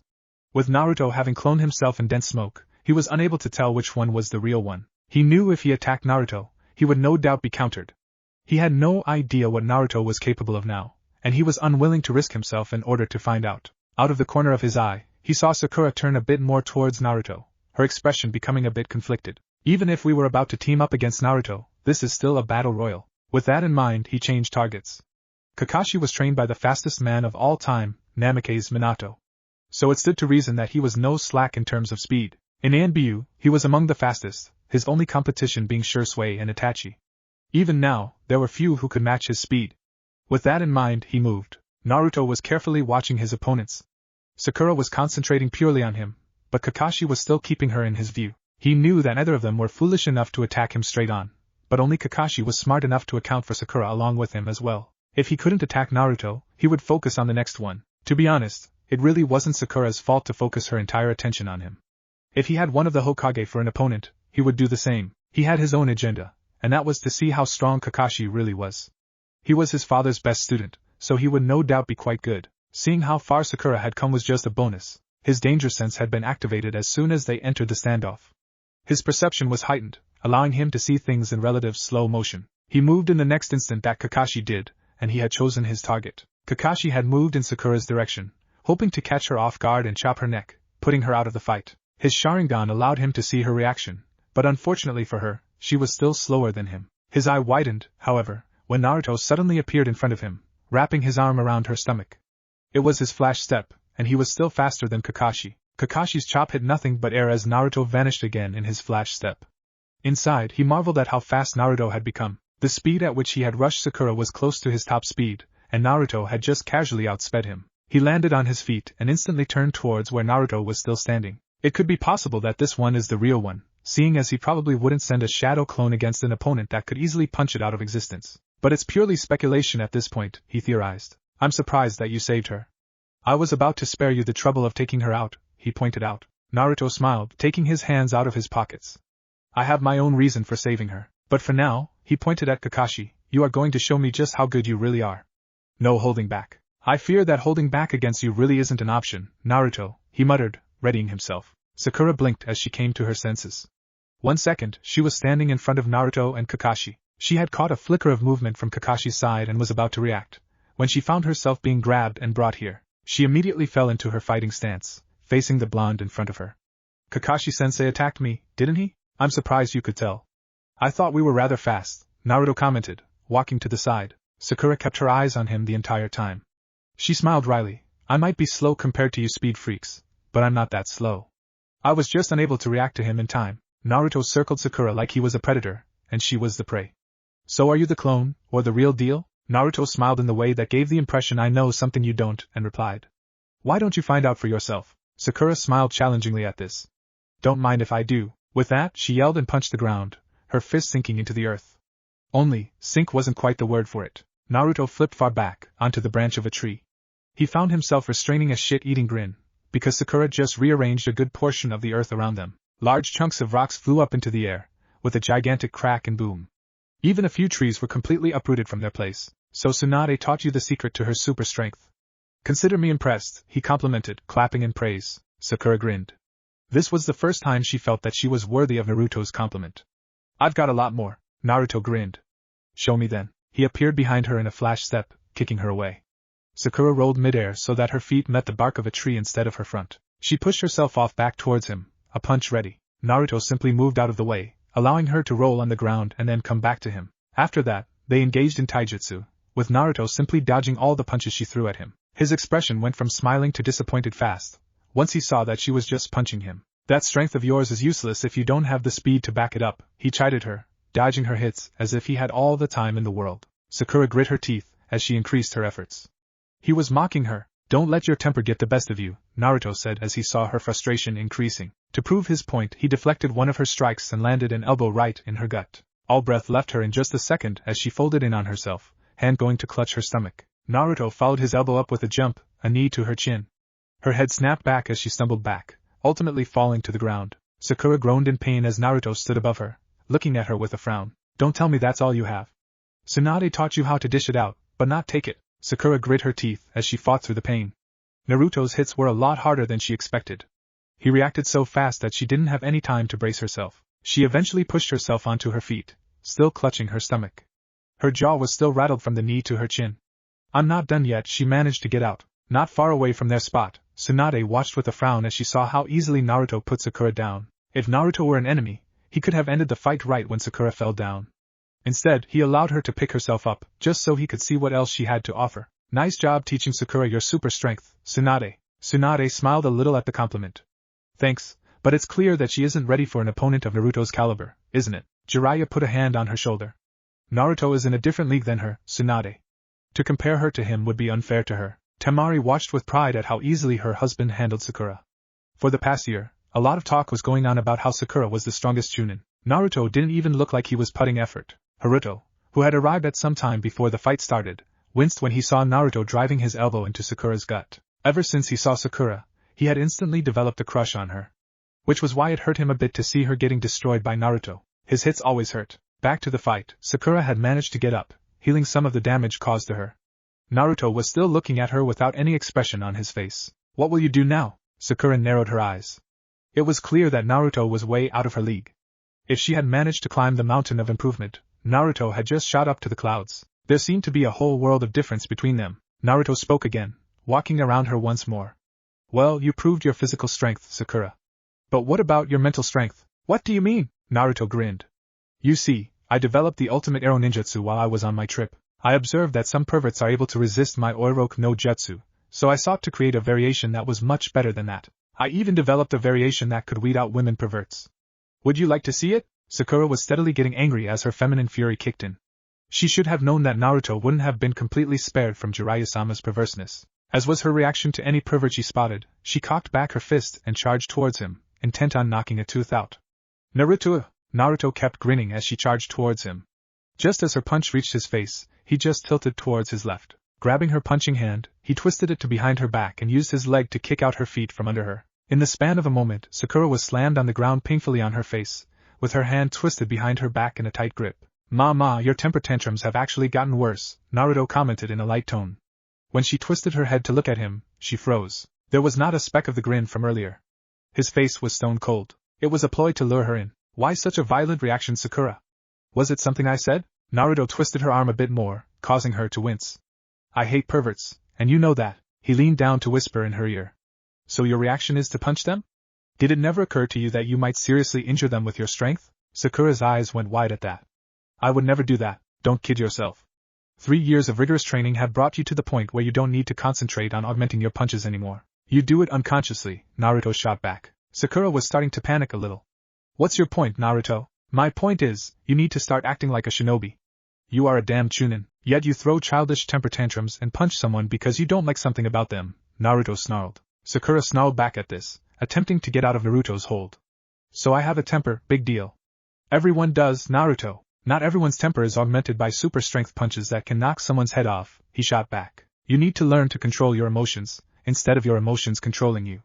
There's a time and place for you to vent your anger, and the field is not it." Sakura had no counter for that. Naruto continued in a softer voice, but didn't let up his grip. "Trust me, if you can master your emotions you will go far, but you will be held back by them if you allow them to dictate your actions." Sakura stopped struggling at that. She never really thought that her problem was this bad. In fact, she never really thought it as a problem before because no one pointed it out to her. The behavior of punching perverts in her righteous anger was only reinforced by Tsunade, Naruto deduced. That woman has no emotional control whatsoever. Sakura was clearly conflicted in her views by now. "What do you propose I should do?" Naruto smiled slightly. At least she was willing to change her ways. "The next time you see something perverse, politely tell them not to do so in your presence. If they don't listen, leave. If they don't let you leave, then kick the crap out of them," Naruto sagely advised. Sakura snorted, having stopped struggling beneath him. "It'll be difficult. If it were easy, Tsunade would do it." Naruto released her from his hold, pulling her up. He grinned at her, putting a hand on her shoulder. "In time, it will be second nature to you. Emotional control will be one thing you will have surpassed your master in." Sakura laughed at that. "When you put it that way, it sort of makes sense." Naruto nodded. "Right. Well, I'll take your leave then. Still gotta fight Kakashi. Come as soon as you can." Sakura blinked at the sudden change of pace. "But the bell?" She checked her hip, and lo, the bell wasn't there. "He must have taken it when I was down," she realized. She smiled as she looked up, seeing no one. "Just when I thought that I might have closed some of the gap between us, you drift further apart." "Can I ever close the gap between us, Naruto?" Her expression was wistful as she gazed up to the sky, which was beginning to darken. An explosion caused her to turn around, seeing smoke in the distance. A determined expression set across her face, and she took to the trees. "I will improve, Naruto. Just you watch." The fight on Kakashi's end wasn't going too well, to be honest. As soon as one of the Narutos had taken off with Sakura, the remaining one had engaged Kakashi by firing off a jutsu. The power behind the futon jutsu was a sight to behold. It was a near hurricane-level gust of wind covering a large area. Kakashi had substituted with a broken branch to avoid being hit head-on, but was hit anyways when the wind continued on into the forest. Trees swayed dangerously, threatening to fall, but thankfully held. Kakashi took cover behind a particularly large tree, hid himself as best he could and re-evaluated Naruto's threat level. He had always known that Naruto was never lacking in power, but he didn't even look slightly winded after throwing such a jutsu, meaning Kakashi would have to be extremely careful when throwing jutsu. Because Naruto wasn't one to keep throwing large-scale jutsu at his enemy. While he was contemplating on how to approach this fight, Naruto had snuck up on the tree Kakashi was on and planted a customized level 3 explosive tag on it. Kakashi had managed to jump up just in time before the tree blew to smithereens. It was a game of hide and seek after that. Naruto never confronted Kakashi directly, but he let him know that hiding from him was near impossible. The use of indirect attacks was what tipped Kakashi off that he was fighting a shadow clone. Making a shadow clone of his own, he tried to corner Naruto, but even that didn't work out. Naruto would either flash step away as soon as he felt something suspicious, or simply flash to a spot that he had previously marked. Kakashi had dispelled his shadow clone, deciding to just avoid the clone and wait for the original. If the clone was such a hassle, the original was bound to be more, and Kakashi wasn't going to waste his stamina on just a clone. He didn't have to wait long. Even though he was alert while sitting on a branch high above, he still wasn't fast enough to react when Naruto suddenly appeared in front of him, without anything alerting his approach, and kicked him off the branch. Kakashi was able to substitute with a broken piece of wood in time before he hit the ground. Naruto stood up straight. Alright, I'm finished with Sakura. It's your turn now, Kakashi. Kakashi walked out from behind a tree, an eye smile on his face. Naruto, that was a very good surprise attack. How did you do it? Naruto jumped down to the ground. Now why would I tell you that? Kakashi shrugged. I'm just curious. My senses didn't pick up your chakra, there was no smell from any direction, no sound, no mark on me, and I avoided the places where your clone had been in case he had marked them. Naruto smirked. What gave it away? Well, he never directly attacked me. Naruto nodded. His clone had told him what he had been doing. Figured. As for how I did it, his smirk widened. We all have our secrets, Kakashi. Instead of looking disappointed, there was actually a proud glint in Kakashi's eye. Good, never give away your secrets. You never know if they might be used against you in the future. Naruto fell into his stance. Still giving me lessons, Kakashi? Kakashi fell into his own stance. A teacher is a teacher, no matter how good the student gets. Naruto scoffed. Now you're just spouting old man wisdom. With that, he was in Kakashi's space within a second, his fist being blocked by Kakashi's forearm. Kakashi internally winced at the impact. His blows are too heavy to tank. I'll have to either deflect or dodge. With that, Kakashi began fighting his former student. The Sharingan was good when it came to predicting the opponents, but it could only help so much. Kakashi could see what attack Naruto was going to use, but had a hard time believing that his body was barely reacting in time. He had trained his body for a long time to match the predictability of his Sharingan, so that he would be fast enough to not fall behind the eye. Naruto deflected a jab from Kakashi, then leaned back to avoid the back roundhouse. Kakashi used the momentum of his kick to throw a left punch towards Naruto's ribs. But Naruto saw it coming, and in a lightning-fast reaction, slammed his own left hand's fist to the inside of Kakashi's forearm. Kakashi felt his muscles and nerves rattle on the inside by the sharp jolt of pain, sending him back a step. Naruto took the opportunity to execute one of his favorite kicks, the Filong roundhouse. He spun on his right foot, his left leg lifting and passing right over Kakashi's head. Kakashi avoided Naruto's leg by ducking, but was not in a position to avoid the follow-up. His Sharingan picked it up, but he was unable to react in time. Naruto's right foot slammed into the side of his face, throwing him sideways. Kakashi felt the world spinning rapidly as he landed on the ground none too gently. For the first time in a long time, Kakashi felt that his body was too slow to keep up with his left eye, and judging from Naruto's smirk, he likely knew it as well. Jumping back to put some distance between them, he threw several shuriken at Naruto, who simply flash-stepped to avoid them. Kakashi's Sharingan caught movement to his left, and he ducked, Naruto's kunai swipe missing his head. Spinning on his left heel, he launched a side kick which Naruto blocked with his arms. Instantly, 5 shadow clones popped into existence, surrounding Kakashi. The copy ninja mentally cursed and made to run away, knowing that there was no way he could take on 5 Narutos whose skills were as good as the original. His hands sped through seals faster than the eye could blink. Katon, Gakkaku no Jutsu, the great fireball that erupted from his mouth sped towards the clones, seeming to consume them. But Kakashi knew better. At least 2, if not all, had to have survived. His thoughts were proven right when a horizontal vortex of fire rushed towards him from his right, while he was midair. It was a combination jutsu, of Katon and Futon. He substituted with a broken piece of wood again to dodge it just at the right time. It was his reflex, to use Kawarimi at the last moment to give his enemy the impression that he succeeded. It not only drove them up the walls when they found out that they missed him, but also allowed Kakashi to study their ways of combat. Just as he appeared where the stick of the wood was, Naruto appeared right beside him. That's not gonna work anymore. Kakashi took his fist right in the jaw, flying back through 2 trees and burying himself in the third. He just pulled himself out and jumped away, because Naruto was right behind him. Kakashi went full speed to put some distance between him and Naruto. Hopefully, he'll take the bait and follow me, he thought as he glanced backwards, only to see 3 Narutos following him. This might give me some to come up with a plan. Just as the clones bounded away after Kakashi, the original came out of the ground, having used Earth Release, hiding like a mole technique in the moment that he was out of Naruto's sight after breaking through the trees. His Sharingan scanned his surroundings thoroughly, because there was a high possibility that only clones followed his shadow clone. He found nothing in his immediate vicinity, both with his eyes and nose. That, and Naruto was too good to let him hear anything. He tried to sense anything, but nothing came to him.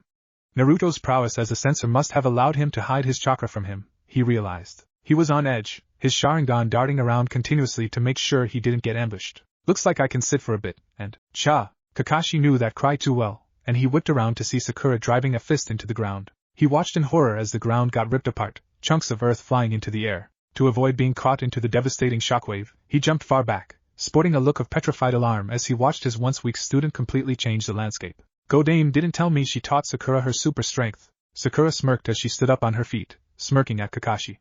I didn't miss much, did I? Kakashi nervously laughed. Not much, Sakura. Up high in the branch of another tree, Naruto watched as Sakura made her entrance. She's got a potential, one-hit kill in her arsenal. If only she could land it on her enemies, he muttered. His plan was to lay a trap for Kakashi to walk into, but he would have to account for Sakura now.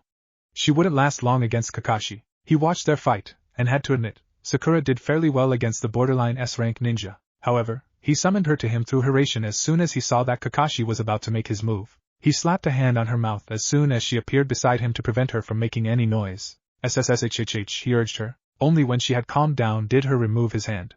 You probably shouldn't have attacked him alone, he said. Sakura blushed a little, standing in such close proximity to Naruto, but argued. Well, there's little I could have done by hiding against him. Naruto tilted his head, acknowledging the point. That's true as well. What do you propose we do? Naruto crossed his arms. I've laid a trap in a small clearing, about 100 meters to the east. We're gonna drive him to it. You up for it? Sakura smirked, slamming a fist into her palm. Say no more. Tsunade and her entourage were closely watching the fight. Shizen came up to her smiling. Both Naruto-kun and Sakura have grown tremendously, haven't they, Tsunade-sama? Tsunade had a small smile on her face as she chose not to reply to Shizen's question. She was too busy watching Naruto fight Kakashi, and she had to say, Jiraiya was right. Naruto was easily pushing Kakashi into corners, letting him out just so he could see Kakashi's full range of skills. Jiraiya, who was sitting on a branch above, smiled with pride. He knew very well that Naruto would win. It was just the question of when. Now that Sakura was with him, it was back to teamwork tactics. 3 years of working alone, he wanted to see whether Naruto was comfortable working in a team again when he could easily do it by himself. Temari was starting to get impatient by now. She knew Naruto would want to play with Kakashi a little, by not this much. All she wanted was for Naruto to finish it so that they could spend some time together back home. Haruto was smiling with enjoyment as he saw his cousin push Kakashi back. From what Nei-san had told him, Hatake Kakashi was the Leaf's strongest jonin, and a feared name across the entire nations. He was also Naruto's teacher at one point. To see the student push the teacher back a second time was highly entertaining, but his attention soon shifted to Sakura when she arrived with a literal bang. He loved women who had a strong personality, like Hokage-sama, Nei-san and now Sakura. The way she arrived sent shivers up his spine at the mere thought of going against her. Back to the fight, Naruto and Sakura had engaged Kakashi once more. Naruto would send a shadow clone to fight Kakashi, and have Sakura push them in a certain direction with her devastating attacks. Just as Kakashi would land on his feet, a shadow clone would engage him once more. It was only a matter of time Kakashi figured out their ploy. Naruto was certain of that. Interestingly, Kakashi had managed to turn them in the direction of the lake that Naruto had previously avoided earlier. Naruto joined Sakura in the fight as they both came to stand in front of him. Kakashi wasted no time talking as he blazed through seals at a speed that would put his flash step to shame. Suetun, Suryuden no Jutsu. Oh no you don't, Naruto thought as he performed his own seals. The dragon that was rapidly forming in the air behind Kakashi fell apart because Kakashi was suddenly pulled inside the water as a whirlpool appeared right underneath him. He was unable to get his footing in time as the water sucked him inside. Sakura looked at Naruto in shock, not knowing Naruto could form whirlpools. Suetun, Uzumaki. Water style, whirlpool. Sakura raised an unimpressed eyebrow. Seriously? Uzumaki? Naruto shrugged. It seemed fitting. Their attention was drawn to the water that was moving once more. This time, the dragon completely formed and rushed towards them, intent on sweeping them in a tidal wave. Naruto took a deep breath, formed the tiger sign and breathed out. Katan, Ryuka no Jutsu. The fire crashed into the dragon, being hot enough to evaporate it completely. Naruto smirked when he saw the steam rapidly spreading. We have the advantage of a cover now, Sakura. Best make use of it. Behind him, Sakura seemed ready to react to anything. How though? Kakashi silently crept out of the water, taking stock of the steam that was in the area now. He tensed, ready to react to anything, because the Sharingan was defenseless against steams and mists. He countered my dragon with fire so that a steam cover could be created for him and Sakura, knowing that my Sharingan would have difficulty in seeing through this. Nice. But Kakashi had worked hard to correct this weakness of his, sparring with Guy while being blindfolded. Instincts long refined from being in ANBU and in the war warned him of the person approaching him from behind. He turned at the very last second, catching the hand of the attacker by the wrist. Not so easy to sneak up on me, Sakura, he said in a hard voice. He caught her other fist by the wrist too, when she tried to punch him in the face. He was slightly taken aback though, when Sakura flipped and locked her legs around his neck, spinning to slam him onto the ground. It was her who was surprised when it turned out to be a shadow clone. He's starting to annoy me now, she muttered as she got back up. The steam was starting to clear now, so she decided to make her way back to Naruto. On the other side of the steam, Kakashi smiled as he received the clone's memories. It should take a while for her to track me, he mused to himself. He suddenly jumped, and right on time because 2 hands erupted from the ground, trying to pull at his feet. You can't get me like that. He was unprepared, however, when Naruto appeared right above him and delivered a brutal axe kick to his back, slamming him into the ground and shaking up his ribcage. There was a footprint of Naruto on his back now, not that he could see. He also didn't see Naruto's Hiraishin mark on his back. Naruto had figured out a way to slap his mark on targets with his foot as well. Kakashi struggled to ignore the pain his entire front was feeling. Naruto had known he would easily dodge that, which was why he was waiting for him to do it. He pushed himself to his feet, panting heavily as he eyed Naruto standing a few feet away from him. I'm surprised you managed to get up from that. Naruto sounded impressed. Kakashi snorted. This isn't the worst I've been dealt with. Good, because I would hate it for my trap to go to waste. Kakashi had no time to react when Naruto flashed behind him, put a hand on his back and flashed him to a previously marked location. He blinked. That was easier than I thought. Or maybe you're just that good. Naruto turned around to see Sakura walking up to him with a smile. That was really well planned, Naruto. Naruto returned her smile. Thanks, now how about we see how he's doing? My trap was designed to cripple. He grabbed her shoulder, flashing them to where he had flashed Kakashi. When they appeared on the location of the trap, they found Kakashi on the ground, groaning in pain and clutching his ears, eyes shut tightly. Sakura looked a bit worried. What did you do to him? Naruto bent down, putting his knee on Kakashi's chest and putting his weight onto it. Kakashi released a grunt of pain and started taking short breaths, but Naruto ignored his pain for the moment. He untucked the bell from his hip and put it in his vest pocket, along with others. Mission accomplished. He then stood up. You can heal him now. Sakura immediately bent down and gently pried his arms away, and asked in a soft voice. Kakashi-sensei, can you hear me? When there was no response from the groaning ninja, she put her hands over his ears and activated her healing jutsu. What did you do to him? Naruto took a deep breath and replied. It's a customized stunning seal tag. I designed it to disorient the enemy. It emits a blinding flash and a bang loud enough to cause temporary deafness. Overall effects include flash blindness, temporary deafness and inner ear disturbance, causing loss of balance. Sakura didn't reply as she continued to heal Kakashi. A noise to their right caused them to see Tsunade, Shizen, Temari and Haruto walking up to them. Tsunade came up to them and asked, gesturing to Kakashi. What's wrong with him? When Naruto repeated what he told Sakura, Tsunade's eyebrows touched her hairline. That's interesting. A very efficient way to take down an enemy. Sakura finished healing Kakashi's ears and gently put her fingers on both of his eyes. They watched as he slowly relaxed and opened his eyes, boredom back in them. I lost, didn't I? Quite badly, if I say so, Jiraiya added bluntly, but with a grin on his face. Kakashi pulled himself to his feet, covering his eye once more. Well, can't say I'm surprised. He turned to Naruto, looking slightly annoyed. That was a bit much, don't you think? Naruto grinned, looking a bit apologetic. Sorry, but it worked, didn't it? Yeah, it did. Very ingenious, those tags. Any chance that the ninjas of the village could have them? Tsunade asked with a bit of hope in her voice. It would make the ANBU's work a lot easier. Take my entire toolbox, why don't you? He muttered, slightly annoyed.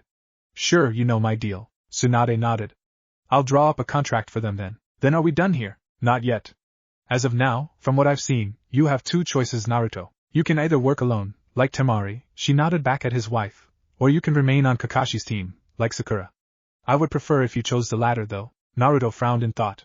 His eyes found Temari's scrutinizing ones, and they held a conversation with just their eyes. What do you think? It's your choice, why do you need my opinion? Naruto rose an eyebrow. We would make a great team, you know. Temari shook her head slightly. Maybe an occasional team up, but I prefer to work alone, Naruto. You break my heart, dear. I'll make it up to you tonight. Naruto turned to their audience, who were watching him and Temari with amusement. Working alone wasn't that bad, but it was somewhat monotonic, boring, without someone to bicker with or exchange ideas with. I think I'll stay on Kakashi's team, he said at last. Good, with your presence, the team won't be unbalanced. Sure, a team with a borderline S-rank ninja and an SS-rank shinobi, with a barely B-rank chunin is not unbalanced at all, Naruto thought sarcastically. He turned to Kakashi with a smirk. So, anything you got to say to us? I'm getting hungry. Kakashi turned serious, even though his hands remained in his pockets and his posture didn't change. From now on, we aren't teacher and student anymore. We fight as fellow shinobi. We meet together in the mission's office at 8 in the morning. Naruto nodded and pulled something out of his hip pouch. Before I forget, he tossed the book to Kakashi. Here's the real one. Kakashi looked confused as he caught the book, taking out the one in his back pocket to check. His eye widened when he saw that the book Naruto gave him previously was indeed a fake. It was empty after 7 pages. His head whipped up to stare at Naruto, something akin to betrayal in his eyes. Why? Naruto held up a hand to placate him. Don't take it personally, man. It was supposed to be my backup plan in case my trap failed. Kakashi shook his head slowly. You are evil. Naruto waved the comment away and was about to walk off with Temari, when he saw something interesting. He saw his cousin eyeing Sakura, who was talking to Tsunade and Shizen about something. He noticed the faint blush on his cheeks as he kept gazing at her. With a snap, he realized that Haruto might have a crush on Sakura. A truly evil grin manifested on his face. He was going to have so much fun teasing him. He was about to go up to him and rib him about his crush, when he felt a tap on his shoulder. Turning around, he saw Temari with a deadpan on her face. He shrugged, trying the innocent act. What? Temari didn't let up her deadpan. You are not going to do what I know you want to do. Naruto raised an incredulous eyebrow. What? He's my cousin. I just want to poke some fun. How about you help him instead? He's your family, isn't he? Naruto rolled his eyes, but didn't argue with her. Spoil my fun, why don't you? He went up to Sakura, who had just finished talking with Tsunade. Sakura, can I ask you to do something for me? Sure, what is it? To make sure that Haruto didn't eavesdrop on their conversation, he put an arm around her shoulder and led her away. Since Haruto is new to the village, can you show him around? Sakura looked a bit suspicious at his approach. Her lady senses told her something else was at play here. Why don't you do it yourself? Naruto easily replied. Trust me, I really want to, but I don't think Temari would forgive me if I avoid her anymore. Plus, he doesn't know anyone else in this village besides me, Temari and you. A familiar face would really help, along with someone he can trust. To his relief, Sakura looked convinced with his argument. Sure, I don't mind. Naruto smiled. Thanks, Sakura. Then he paused, then added. Don't tell him I suggested this to you. Leaving Sakura a bit perplexed, he walked back to his wife, who was smiling in a self-satisfied way. Naruto just grabbed her hand and flashed away to their house. Sakura, on the other hand, was still confused over Naruto's last statement. There was something he wasn't telling her, that was for sure, but his ulterior motives didn't seem to be anything malicious or mischievous. She internally shrugged, seeing no harm in showing Haruto around. Besides, she was quite interested in knowing more about him. He was Naruto's family, after all. Haruto, having seen his brother talk with Sakura for something discreet, was perplexed as to what they talked about. But he figured it was something about team business. Now that Sakura was alone, he could maybe ask her out for a Haruto-san? He was knocked out of his musings by the subject occupying his thoughts. Sakura was looking at him, a bit confused. Are you alright? Haruto shook his head and smiled. I'm fine. But please just call me Haruto. Then you can call me Sakura. There was a brief, awkward silence between them, which was broken at the same time by both of them. Listen, I was wondering. They both stopped, then chuckled. Haruto scratched the back of his head sheepishly. Sorry, you go first. Sakura tucked the left side of her hair behind her ear. Since you are new to this village, I could show you around if you want. I still have some time before I have to go home. Haruto almost stumbled his words. I mean sure. I would appreciate it. Great, then let's go. Haruto just stared at her as she walked past him, towards the exit of the training ground. Only then he pieced it together what Naruto might have been talking to Sakura about. I owe you one, you son of a bitch, Haruto thought with gratitude as he followed her out of the grounds. Naruto and Temari lay under their blanket, with the latter on her side and idly tracing circles on Naruto's chest. Naruto was just looking up to the ceiling, lost in the stars he had decorated on the ceiling. It was something that Temari had done for him. She said she found serenity looking at the stars in the night, and hoped they brought it to him too. Naruto was moved by Temari's love for him. When they came back from Naruto's test fight, they ate the dinner that Temari had her shadow clones prepare. He was impressed that she was able to manifest 5 shadow clones with ease, and much more when he tasted her food. He ate every dish with relish, like a man eating home-cooked food after a long time, which he was. After dinner, Naruto had tried out the jacuzzi of his own home for the first time. And it was a memorable experience, only made more enjoyable by Temari joining him inside. The hot water, with jasmine soap bubbles, just worked wonders to relax his body. As they were getting out of the bath, Naruto finally couldn't hold himself in check anymore, which led them to the bedroom. They didn't go all the way though, since Temari regretfully informed him that she had to depart for Suna tomorrow, and as such needed her legs in working condition. Naruto would have been deeply upset by the news, if Temari hadn't shown how skilled she had become in using her mouth. Currently, she just lay beside him, running circles with her fingers on his chest, marveling how hard his muscles had become. When Naruto had first taken off his clothes for their bath, Temari had frozen for several moments when she saw his spectacularly improved form, much to her embarrassment. Of course, Naruto had no such shame in gawking at her body when she removed her bathrobe. Temari had filled out, in the ways only women could. She had gotten rid of almost all the baby fat she had, except for her face. It was narrower than before, but still held hints of baby fat. Her stomach had at least according to women's standards, defined six-pack.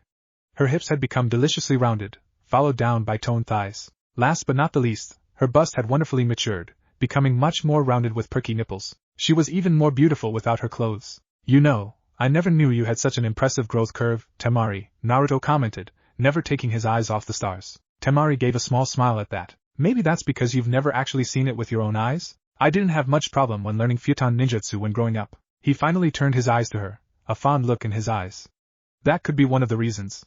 From your words, it seems like we both have an instinctive grasp on learning, but I like to think that you're just that badass. A haughty smirk was her response. Damn straight. But then the smirk faded and a melancholic look appeared in her eyes. Naruto, sensing that the conversation had turned emotional, Naruto shifted until he was face to face with Temari, his lips a hair's breadth from hers. What is it, Temari? Temari gulped down her nervousness. Naruto's voice was a whisper that was only loud enough to be heard by her, and their lack of clothing wasn't helping her gather the seriousness needed for what she was about to tell him. Still, she took a deep breath and said, Naruto, while I was away training I had a disturbing realization. Naruto frowned in concern. Tell me about it. Temari recounted all that her master had told her about Akatsuki's activity. The S-rank mercenary group, Akatsuki, they're after you, aren't they? She watched as guilt flashed across his face for a second, before being replaced by grim. Technically, they're after Kurama in my stomach, but yes, they're after me. Temari's face became pained. Then why didn't you tell me? Naruto couldn't help the wince. Her voice was filled with accusation and betrayal. Temari, I didn't want you to be worried over me. If Naruto had been wearing a shirt right now, Temari would have grabbed it, pulled him closer in frustration and slapped him. As such, in her current situation she could only beat her fist on his chest. Naruto, I'm your wife, damn it. How can I not worry over you? Naruto's expression became downcast. If I had told you about the Akatsuki, you would have been distracted from your training, Temari. It would have only bothered me if I was the reason you couldn't train properly. There's a reason why our friends don't know about them, and I'm not at liberty to tell. Naruto's words were sincere, but Temari was more hurt by the fact that he kept this from her. You have a group of S-rank terrorists after you, and you kept this from me so I could concentrate on my training? You're more important to me than training, Naruto. Without you, her voice became softer as she tried to find words to make him understand. I wouldn't know what to do. Naruto palmed the side of her face. And you're more important to me than anything else. I want you to be happy, but I can't do that if I'm not even here, right? You were my motivation during my training, Temari. I want to be strong enough to protect both of us. And I know that you love me, there are no doubts about that. But in our world, love isn't strong enough by itself. You need to be strong as well. He paused for a moment, and then chuckled, Man, I sound like an old man. Temari was suddenly tired of talking about the subject. She knew that Naruto had her best interests in mind, but sometimes she felt that Naruto relied more on logic and less on emotion. He did have social cues, but sometimes she felt that they were lacking. So what's your reason for not contacting me? Naruto's question snapped her out of her thoughts. She sighed, emotional exhaustion only increasing. Tsunade was the one who told me that no one was to contact you and Jiraiya except for her, for she was the one who assigned you missions. That was the first thing she told me when she gave me the pad. Naruto gave a thoughtful hum. Well, that's definitely a Hokage's decision. I gotta thank her for telling you that. Temari felt anger stirring in her. He was taking her talk too lightly. And why is that? The anger must have bled into her tone, for he immediately kissed her. Naruto really had some sort of magic in his kisses, for the anger suddenly disappeared. It seemed that staying angry at Naruto for too long was something that not many people could do. She melted into the kisses, their lips moving against each other in an incredibly sensual manner. It wasn't helping Temari's case as the close body contact made it hard to be angry. Naruto pulled away first, her lower lip in his grasp. He smirked in satisfaction when he heard her quiet moan of disappointment. I would have gotten distracted. Besides, you haven't seen even the half of what I'm capable of now. Temari's eyes grew wide. Have you improved that much in just 3 years? Naruto just kept smirking, choosing not to answer her question. He rolled over, turning his back to her, yawning loudly. I'm feeling tired, Temari. Let's sleep. What do you don't get to leave me hanging like that? Naruto. She shook him, but Naruto was fast asleep in seconds, a skill he had developed on his trip with Jiraiya. Temari grumbled to herself, but turned away from him and closed her eyes. She was still upset with him, no matter how many kisses he peppered her with. Naruto didn't know whether to be impressed or put out. He had left early in the morning to get in some training. Leaving the bed proved to be quite an arduous task for him. Temari clinging to him in her birthday suit, the incredible warmth that was the result of the blanket and close contact with Temari, and Temari half draped over him, pushing onto his morning wood, which had been standing at full attention. Despite her claims to be upset with him, she was surprisingly clingy. It was definitely a good thing that she hadn't come with him and Jiraiya, otherwise he wasn't sure he would be able to train with his attention split between training and Temari. Now that he was back, he eyed the breakfast in front of him. 6 boiled eggs, perfectly cut into pieces and arranged on the plate, sprinkled on with salt and pepper and a glass of milk. Breakfast of champions, he thought dryly. He had hoped to have breakfast with her, but it seemed that she was still trying to pretend that she was upset with him. Which was why she left before he came back. As he bit into the eggs, he wondered what kind of mission would Tsunade give his team. Now that the team was comprised of 2 S ranks, it would be a disappointment if they received anything less than a high B rank. He still had a total of 40 minutes before he had to report at the mission's desk. Plenty of time. Meanwhile, at the Hokage Tower, Tsunade was at her desk, glancing disdainfully at the pile of paperwork that awaited her. She couldn't understand why Naruto wanted to be Hokage if this was the crap they had to deal with every day. With a sigh of defeat, she sat down on her desk to begin. Mentally exhausting, isn't it? She glanced up to see her sensei, Sarutobi Hiruzen, standing in the middle of the office, the barest of smirks on his face. Hiruzen hadn't changed at all in the past 3 years.